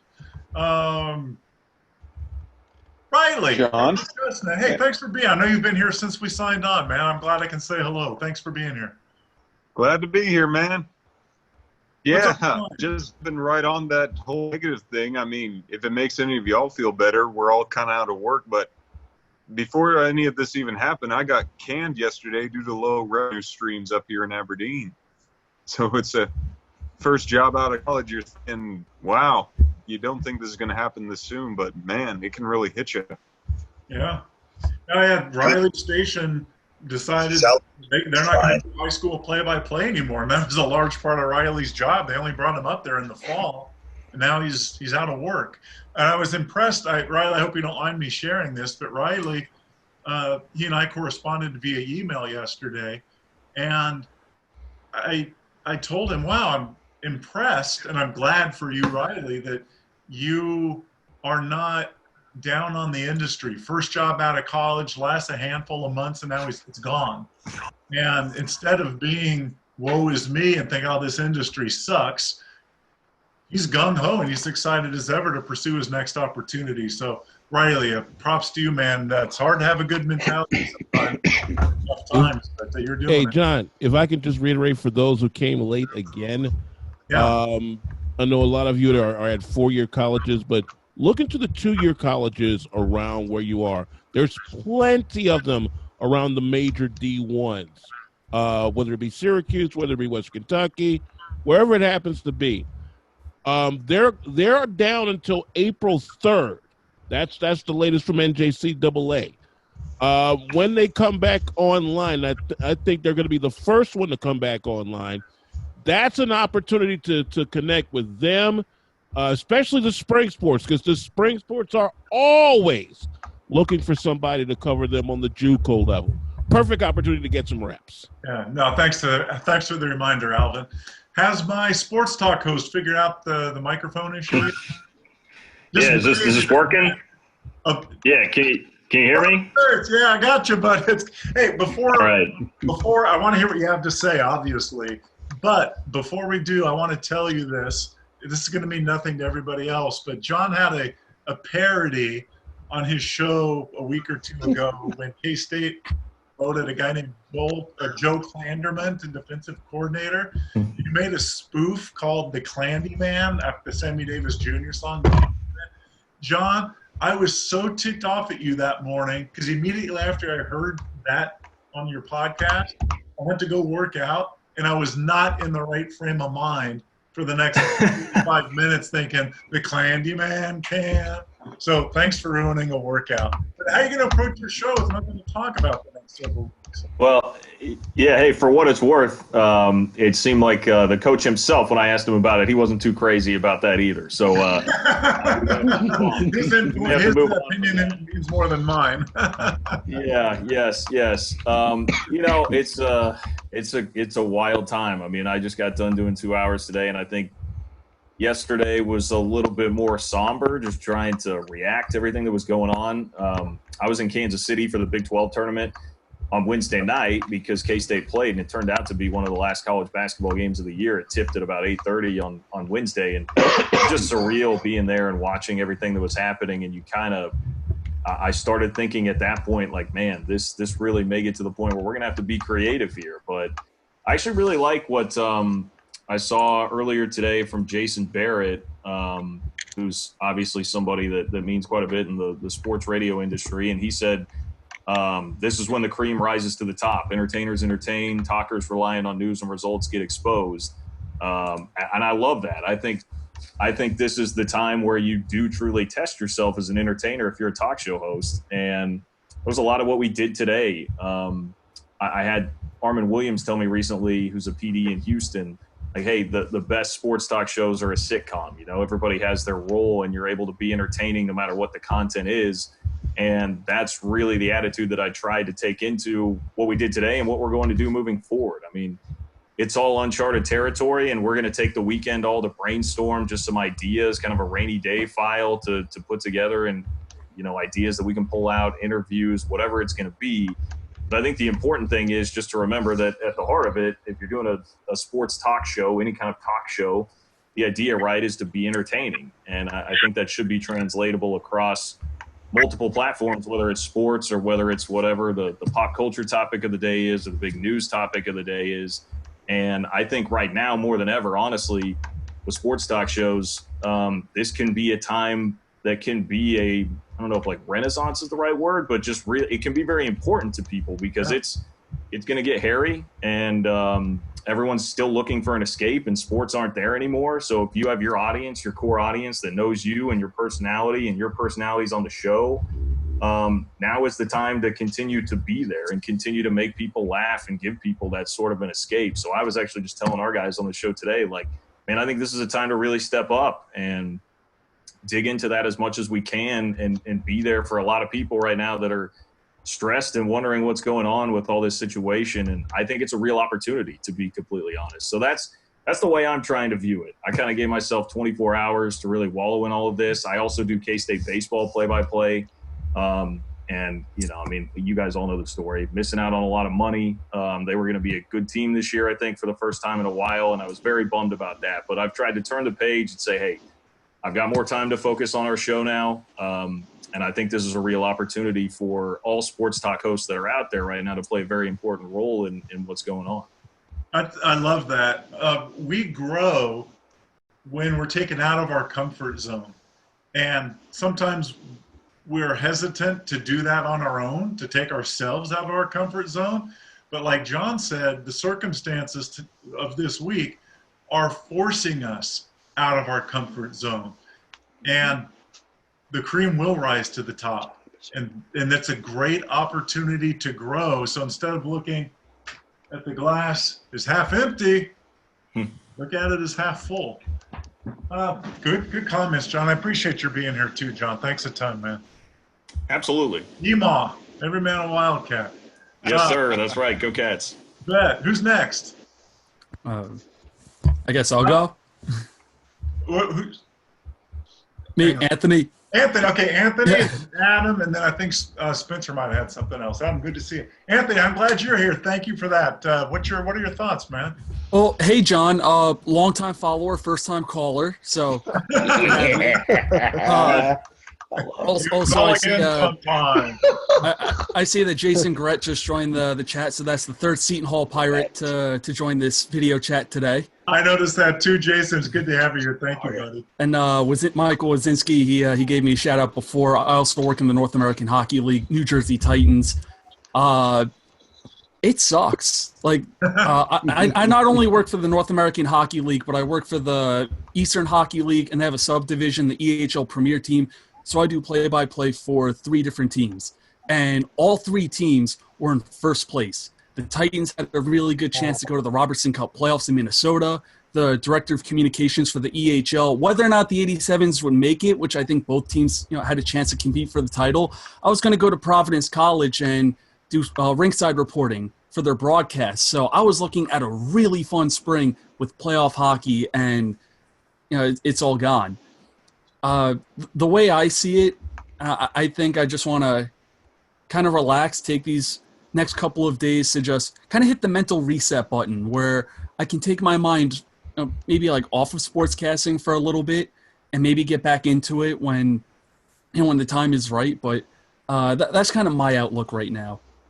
Anthony, my suggestion for you is whenever the time comes that you start looking for your next gig, lead your cover letter with the teams for which I broadcast end up in first place. Hire me, win a championship. It certainly makes it easier when the teams that you cover are doing really well. This is my 4th season with the Titans. They've made the playoffs every single season, so I'm kind of spoiled, I guess. Can you come join the Padres broadcast? Oh, I'd love to. You guys are talking about MLB. I love our current broadcasters, but they're not bringing us first place. You can. You guys are bringing up MLB.TV. I actually worked at MLB Advanced Media, and I would post the video highlights to the website and the at-bat app. So I'd actually get to listen to all the different broadcasters. And it made me realize how great of a broadcaster Jason Benetti was, listening from Sea Caucus. And anytime I had a White Sox game, I didn't care if it was the home team or the away team. I'm listening to the Sox broadcast because I got to listen to that. Same thing with the Dodgers, with Joe Davis. Those are some of my favorites. You know what's cool? And Anthony, thank you again for being here and for chiming in. But Jason and Joe are 2 of the most accessible, humble, down-to-earth, genuine people in our industry. Just fabulous guys. Again, Anthony, thanks a ton, man. I'm glad that you're here. Adam Hildebrandt, my man. How's it going, John? Voice of Oral Roberts. What's up? Yeah, so I just wanted to chime in real quick on a couple of things. First, we were talking about finding some silver linings and some positives earlier, and one thing I said to my wife a little while ago is, hey, we're losing out on some income, but I get to spend a lot more time with you this spring than we were previously anticipating. So Did you respond to that with excitement or regret? A little bit, some of each. But yeah, so we're definitely looking forward to that. But there was a lot of folks on here that I saw that I knew, but also I know there's some guys that are still in college on here, and wanted to point out this is a really good reminder, especially if you end up in freelance work or game-by-game work, to always have some sort of a backup plan, because this is a bit of an extreme case, but there's a lot of ways as a broadcaster you could end up out of work pretty quickly. Most of them not by your own fault. So for me, I already was fortunate that I had my real estate license and was on a real estate team because we live here in town with our family. We live in our home city. So I'm able to kind of lean into that and try to jump onto that to replace this lost income. But there are so many things right now between Uber and DoorDash and that kind of thing that you can kind of do on the side, that if you have something like that a little bit fired up already, to where if something goofy happens and you lose some of this income, you can turn it on quick and try to find some sort of way to bridge that gap, because certainly we all want to keep sharpening our broadcasting teeth. We want things to get fired back up so we can get back to what we love as quickly as possible. But it's a good reminder to have something on the back end that might not be as broadcast centric and game centric to be able to cover those bills in the meantime. That's a great point. Multiple revenue streams are important for sportscasters because of the volatility of our industry. Like you said, it's like stocks. You don't put all your money into one stock, because if it tanks, you're screwed. Businesses usually have multiple, these good ones have multiple income streams. So if something goes wrong with the primary, there's other things you can do to make money. And great tip for sportscasters. I saw a hand. Was it Andrew Smith? Or are you just adjusting your mic? Andrew, I was adjusting my mic, but I can hop in. Yeah, go ahead.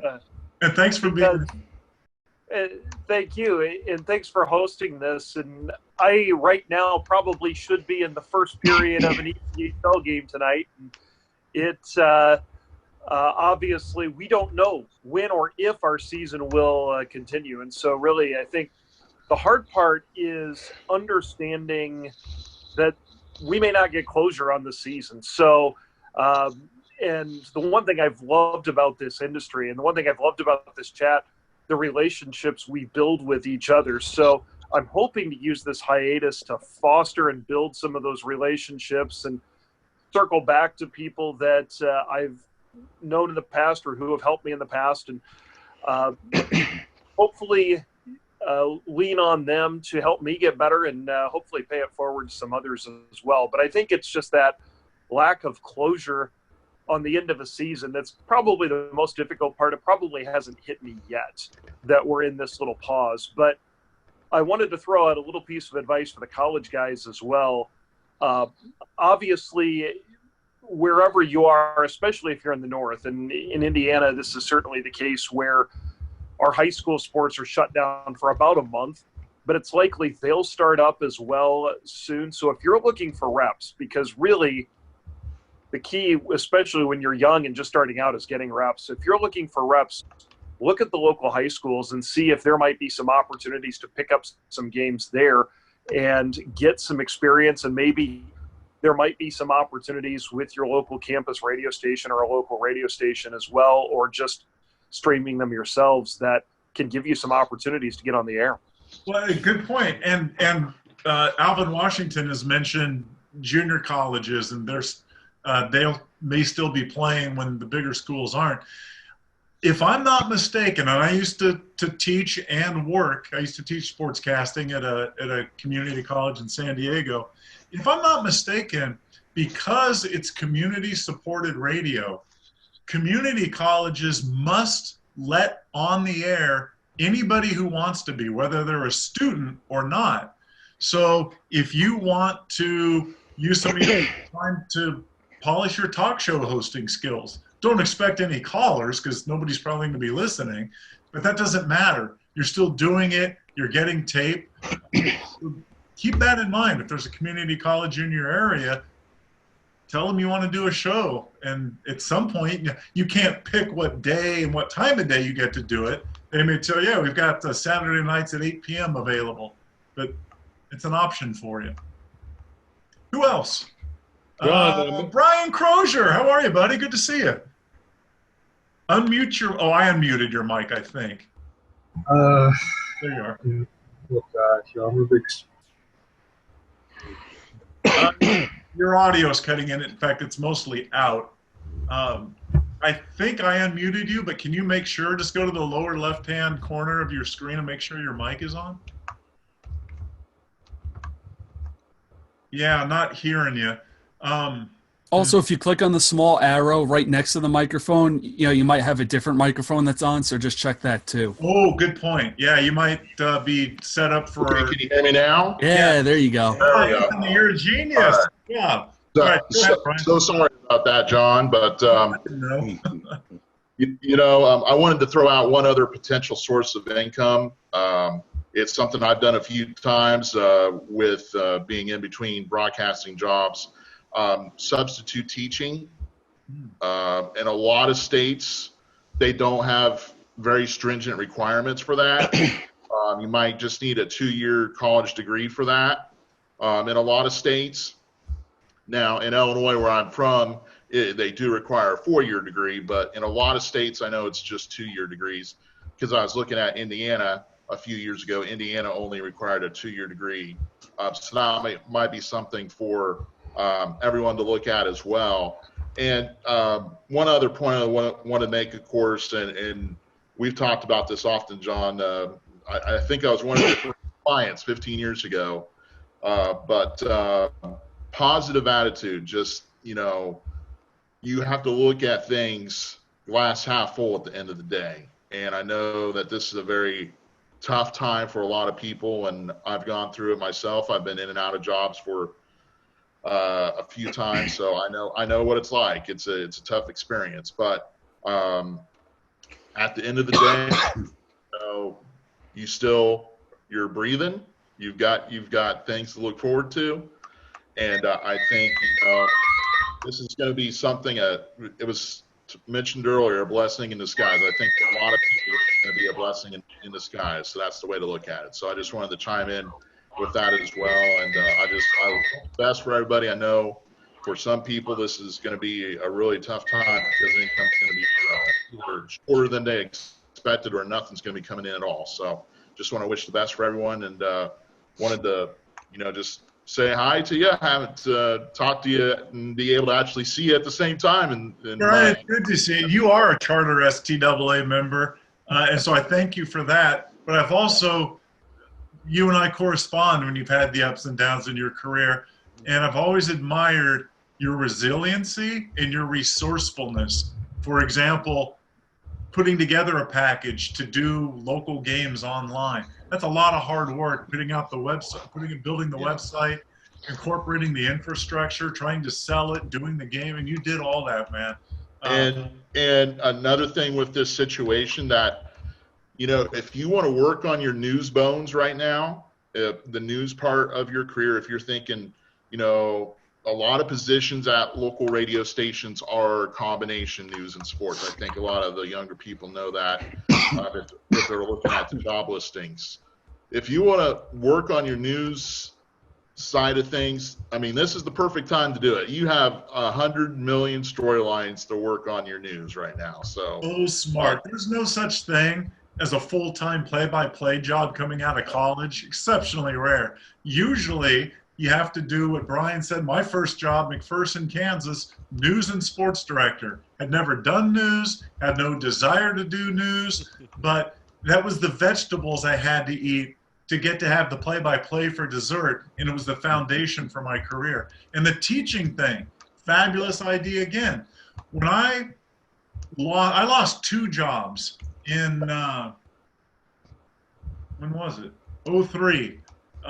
In July of 03, I was in my 4th year hosting a show on ESPN Radio Network, and I was doing football play-by-play and sideline reporting for a startup called the Football Network before the NFL Network. That was July. Best point in my career as far as hitting on all cylinders and doing everything I wanted. By December, didn't have either job. ESPN Radio replaced me, and the Football Network ran out of money. So when I approached Palomar College about teaching a sportscasting class, they didn't have one. I just said, hey, I'm a former sportscaster and looking for work. Do you need a teacher? And they said yes. And the only prerequisite was, I forget the number of years. It was maybe 3 years of practical experience in the industry. You didn't have to have a teaching credential. You didn't have to have a master's. The barrier for entry was very low. And I don't know how community colleges are in other parts of the country, but if that's of interest to you, you might look into it and approach a local community college about starting a sports broadcasting class for them. And I'll tell you this, very few things in life are more rewarding than teaching.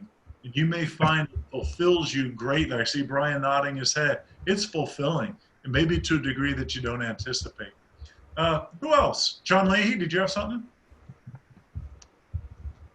Oh, your mic's muted, John. Yeah, John, I just wanted to chime in with something that my wife is involved with, and I think it's something that could add tremendous value to sportscasters. My wife belongs to an organization called Toastmasters. You've probably heard of it. Mm-hmm. And it's an organization that focuses on things like public speaking and storytelling, which is a lot of what we do in the sportscast. Oh, did you finish or did you freeze? I think he's frozen. I think so too. He's been on with us since the beginning, and now he froze. But he brings up a fabulous point, and bear with me while I write it down. But Toastmasters, to hone your speaking and your storytelling abilities. I've never done Toastmasters, but I've known people who have. My dad did. It's a fabulous program and a great idea, so I'm glad that John suggested that. Hopefully, he'll, I think if you just drop off, John, and then rejoin, you'll probably be fine. Great stuff here. Who else? Anybody else want to chip in? Hey, John. Oh, hey, Nikolai. Go ahead, Nick. Yeah, firstly, if I look at the clock now, I'd probably be in the midst of the second period of Army's first playoff game against Niagara. So it's been a tough couple of days for me. And keep in mind that the people I cover, the ones that are graduating, are going to be second lieutenants in the Army once the graduation comes. And of course, because it's West Point, if you've got the virus, you got to pass a physical. You don't graduate, so you can tell the perspective is a little bit different over there. I don't know if anybody's mentioned this so far, but we have a great industry, and it comes with a lot of benefits. We all enjoy it. There is one particular vice, though.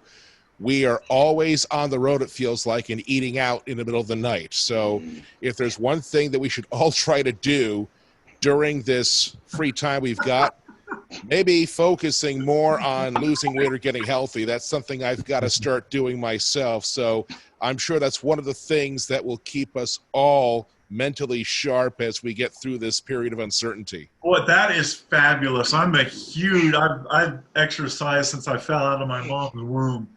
And the benefits of it, especially as they get older, are so much more emotional than physical. I mean, obviously the physical is great, but when you're going through a tough time, a stressful time, a time of uncertainty, you'll keep your spirit up, your mentality up, just with exercise. 30 minutes a day. You don't have to devote your life to it.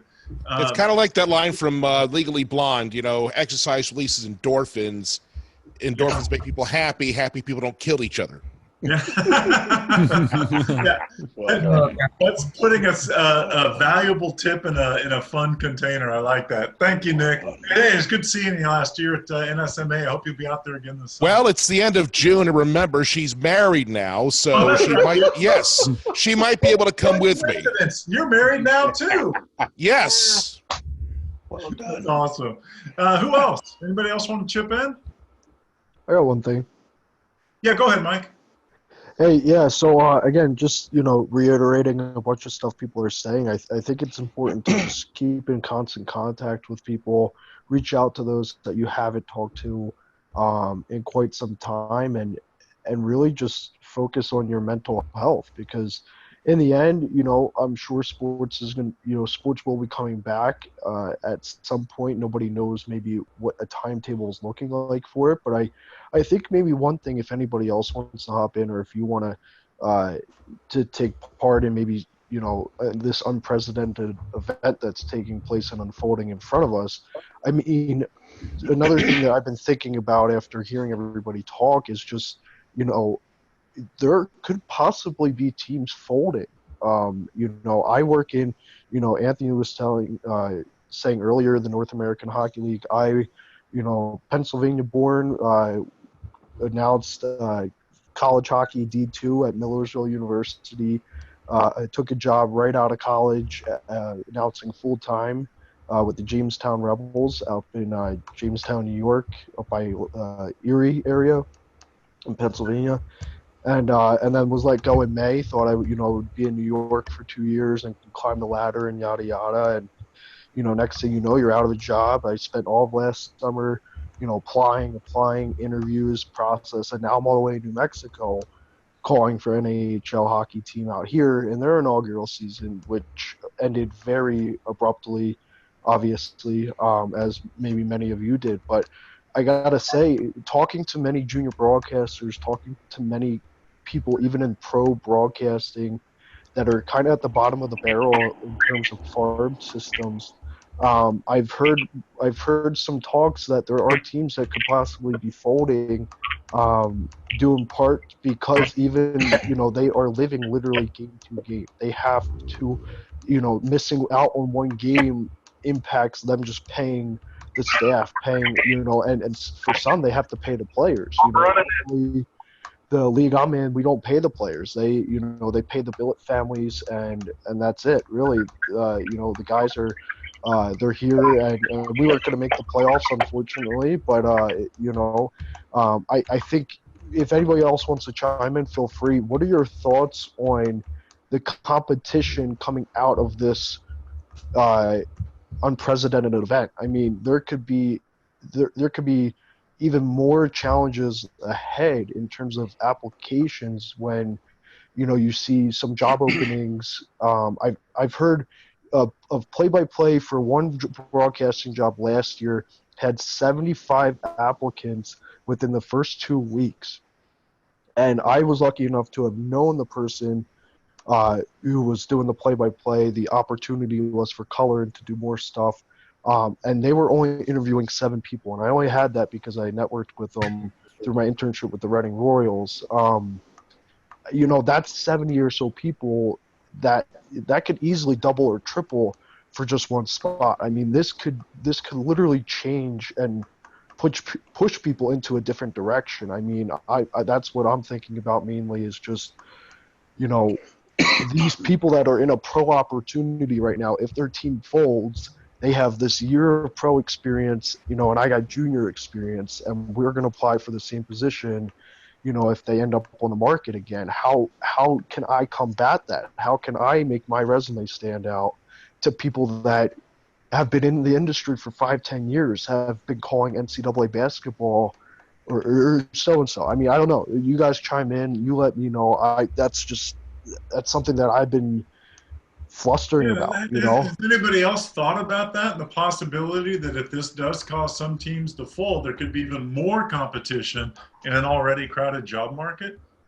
Yeah, I thought so. I mean, this is my 4th season working in the North American Hockey League, and my plan was, actually to join STAA, become a member, and then start looking for other jobs and try to move up the ladder. So I like what Mike was talking about with this recent development. It will be interesting to see how it affects the job market, and will that affect that opportunity to move up the ladder, so to say.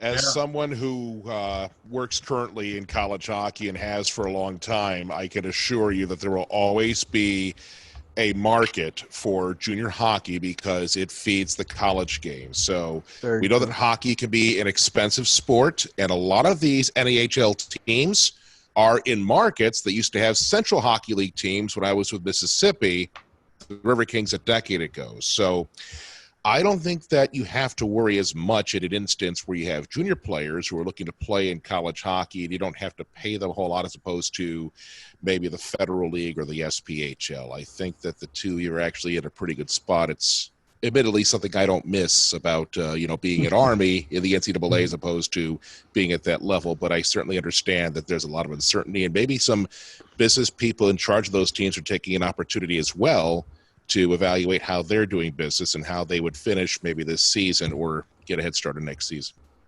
Can I just have a quick digression, Nikolai? Speaking of players going into college hockey, my team does have 3 players going to Army next year. So if you ever want to contact me, get some more inside info on some of the players, feel free to reach out. Oh my, okay. We're gonna have to chat after we're done here, Anthony. Nikolai, can I ask something real quick to Nikolai? Yes, sir. Yeah, Nikolai. Again, going off of what Anthony was saying, we don't have anybody go in the Army, but I must say, 2 quick things. My first ever college football game was an Army game, way back in high school. My dad took me to it, and second of all, what is it with Army and Air Force just committing everybody at the junior hockey level? I have, it is on every roster. There's at least 2 or 3 people that are committed to play at Army or Air Force. I don't know if Anthony's seen the same thing, but I've seen it for the last 2 years. It's insane, and often I see a lot of people get decode from it too. So. Well, I think you have to look at how both Army and Air Force have changed in the last few years. As Atlantic Hockey has gotten better as a conference, I think that both of those programs have had to up their games as well. And I think that both academies now have an attractive proposition for these young men. You get to have a world-class education. You get to play Division I hockey. And if you graduate from both academies, as long as you fulfill your service commitments, you're set for life, essentially. So it's definitely a very attractive proposition for both academies. And I think that both academies are very attractive places for these young people to continue their hockey careers while becoming, whether they're soldiers or airmen, in our services. Who else would like to comment? Be about your story, the games you've lost, your trepidation, what you're going to do how you're going to use the time. Jason? Did you raise your hand? I did raise my hand. Oh, good. Yeah, go ahead, Jason. Good to have you here, man. It's good to see you. Thank you.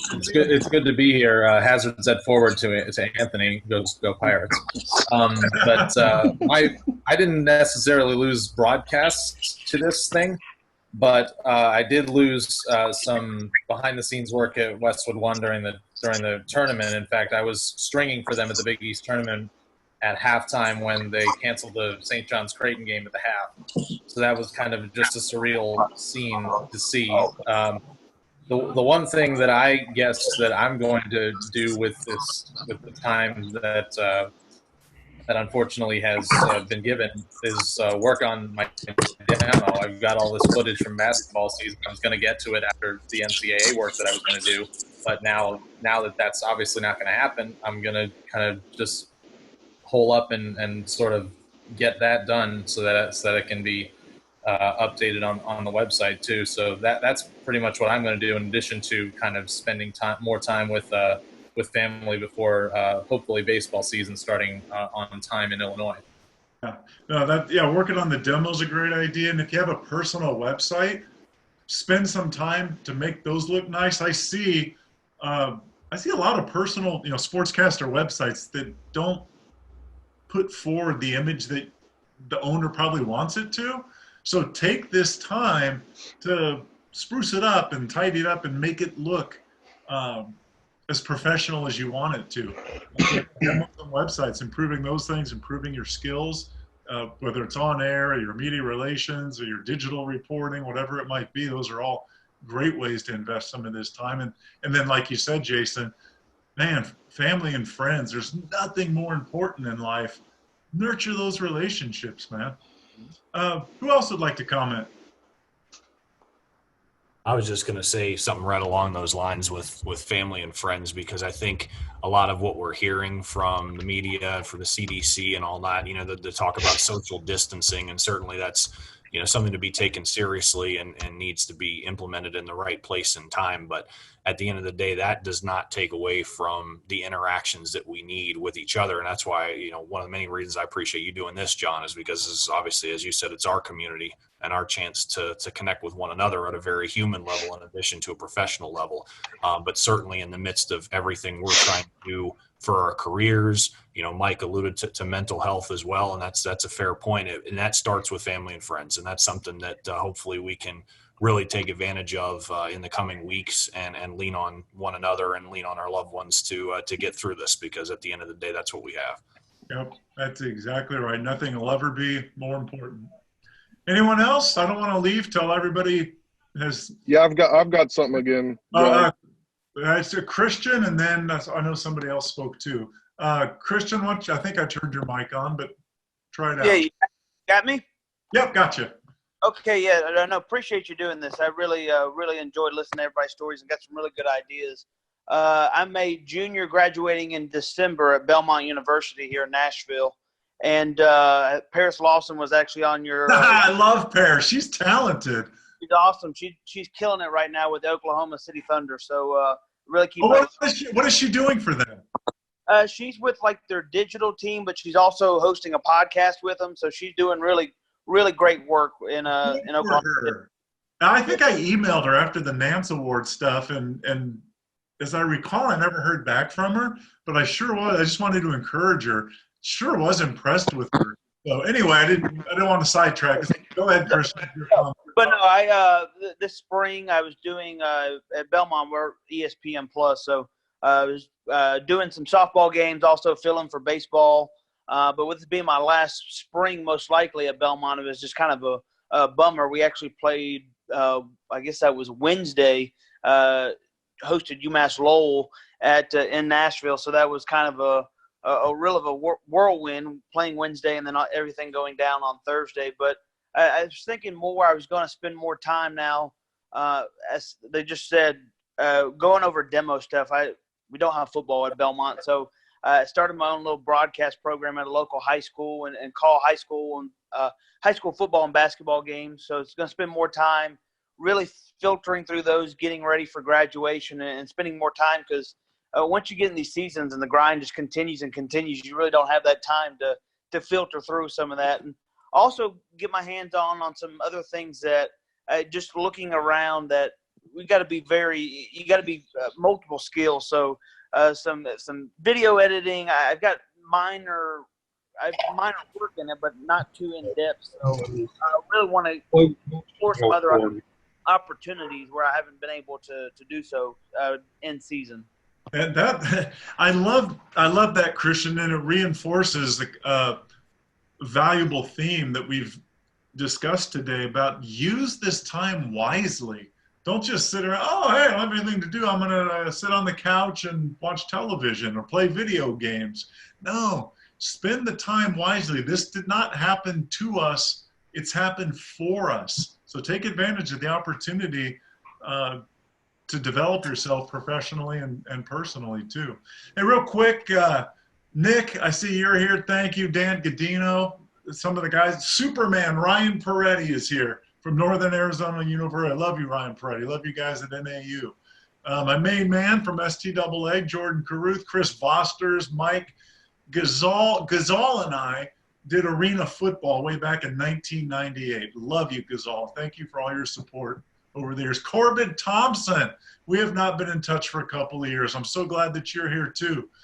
Daniel Versteeg, Brady, I think just chimed in or just jumped in. So I wanted to say those thank yous because we're probably getting close to winding down just because the comments are starting to fizzle out. But is there anybody else that wants to chime in anything? Maybe it hasn't been heard yet. Hey, John. I do want to say. Oh, Mike or Nick? Yeah, I do. Oh, Mike, go ahead. Just real quick before I go. Before, I was with STAA, over the summer and whatnot, and you guys do a tremendous job. I just want to say thank you for constantly putting stuff out there from, the high school level all the way up to the pros. I know it's hard, I'm sure, for you to get information as quickly as you do, or the insights that you have, and obviously, there's a lot more of the high school and the college level that go out versus the pro or juniors and whatnot. But I do want to say, before I took the job in New Mexico, my family, that week leading up to it, I had gotten Chinese food inside the fortune cookie. I don't know if anybody else will find this kind of funny. My fortune said that you will reach the highest level of your highest level in your profession or your business. And I carried that with me all the way to New Mexico. I still have it hung up on my fridge with the team schedule to it. I hope one day it's true. My goal is to make it to a network calling NHL hockey.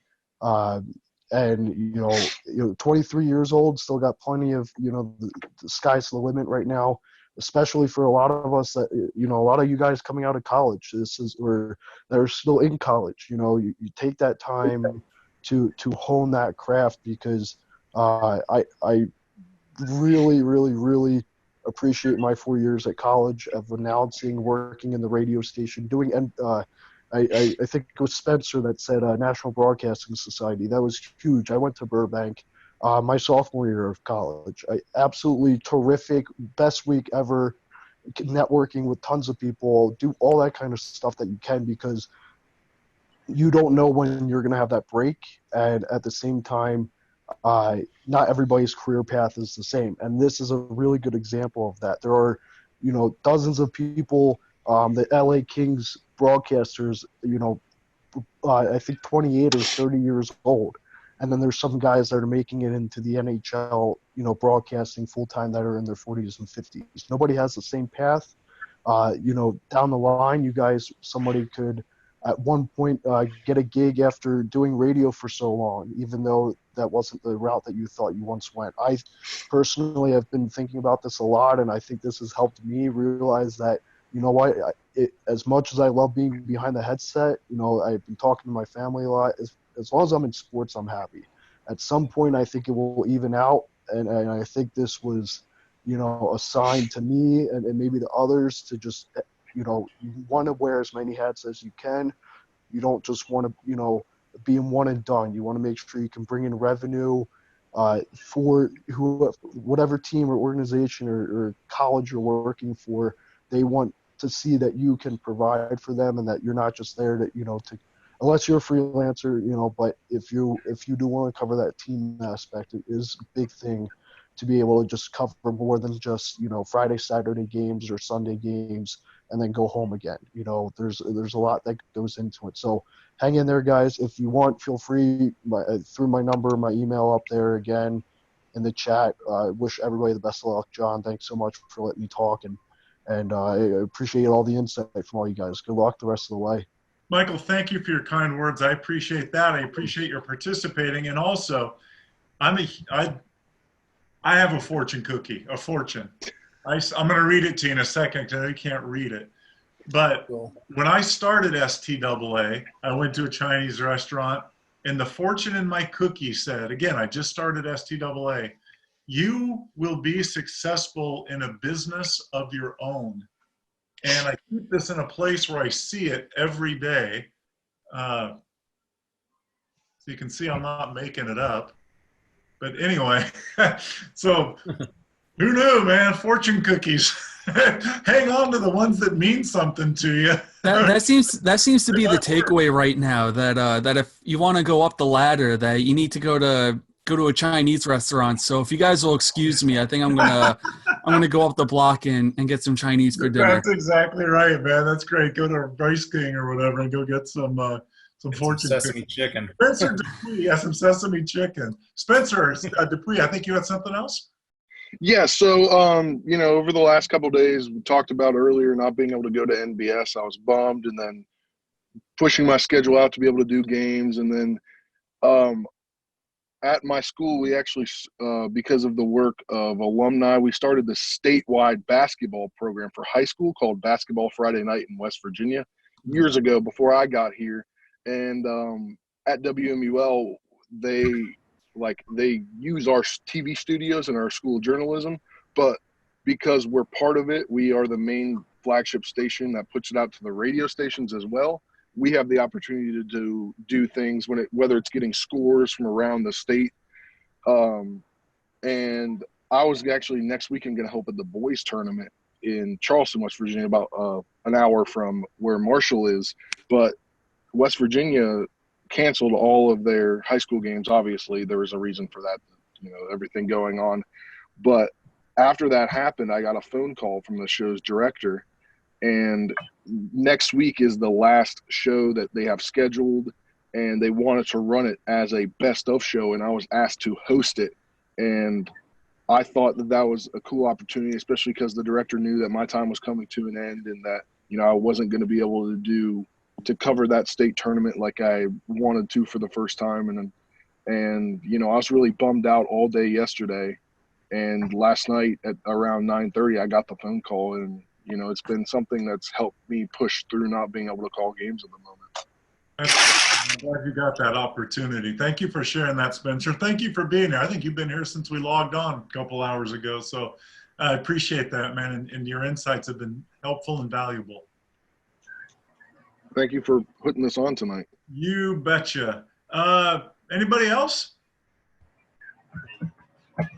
Well, thank you to all of you for being here and participating. Even if you were just here to listen, I appreciated having people here knowing that there was some interest, in such an activity. I would guess this will be far from the last of these. I've always wanted to do Zoom conferencing with the sportscasting community. This kind of forced us into it. Remember, things don't happen to us, they happen for us. And then public thanks to Melody and Jordan here at STAA for helping facilitate this and keeping the chat going. Mellinger, I'm going to call you when we're done, so don't go eat dinner quite yet. Everybody, thank you so very much. I appreciate all of you.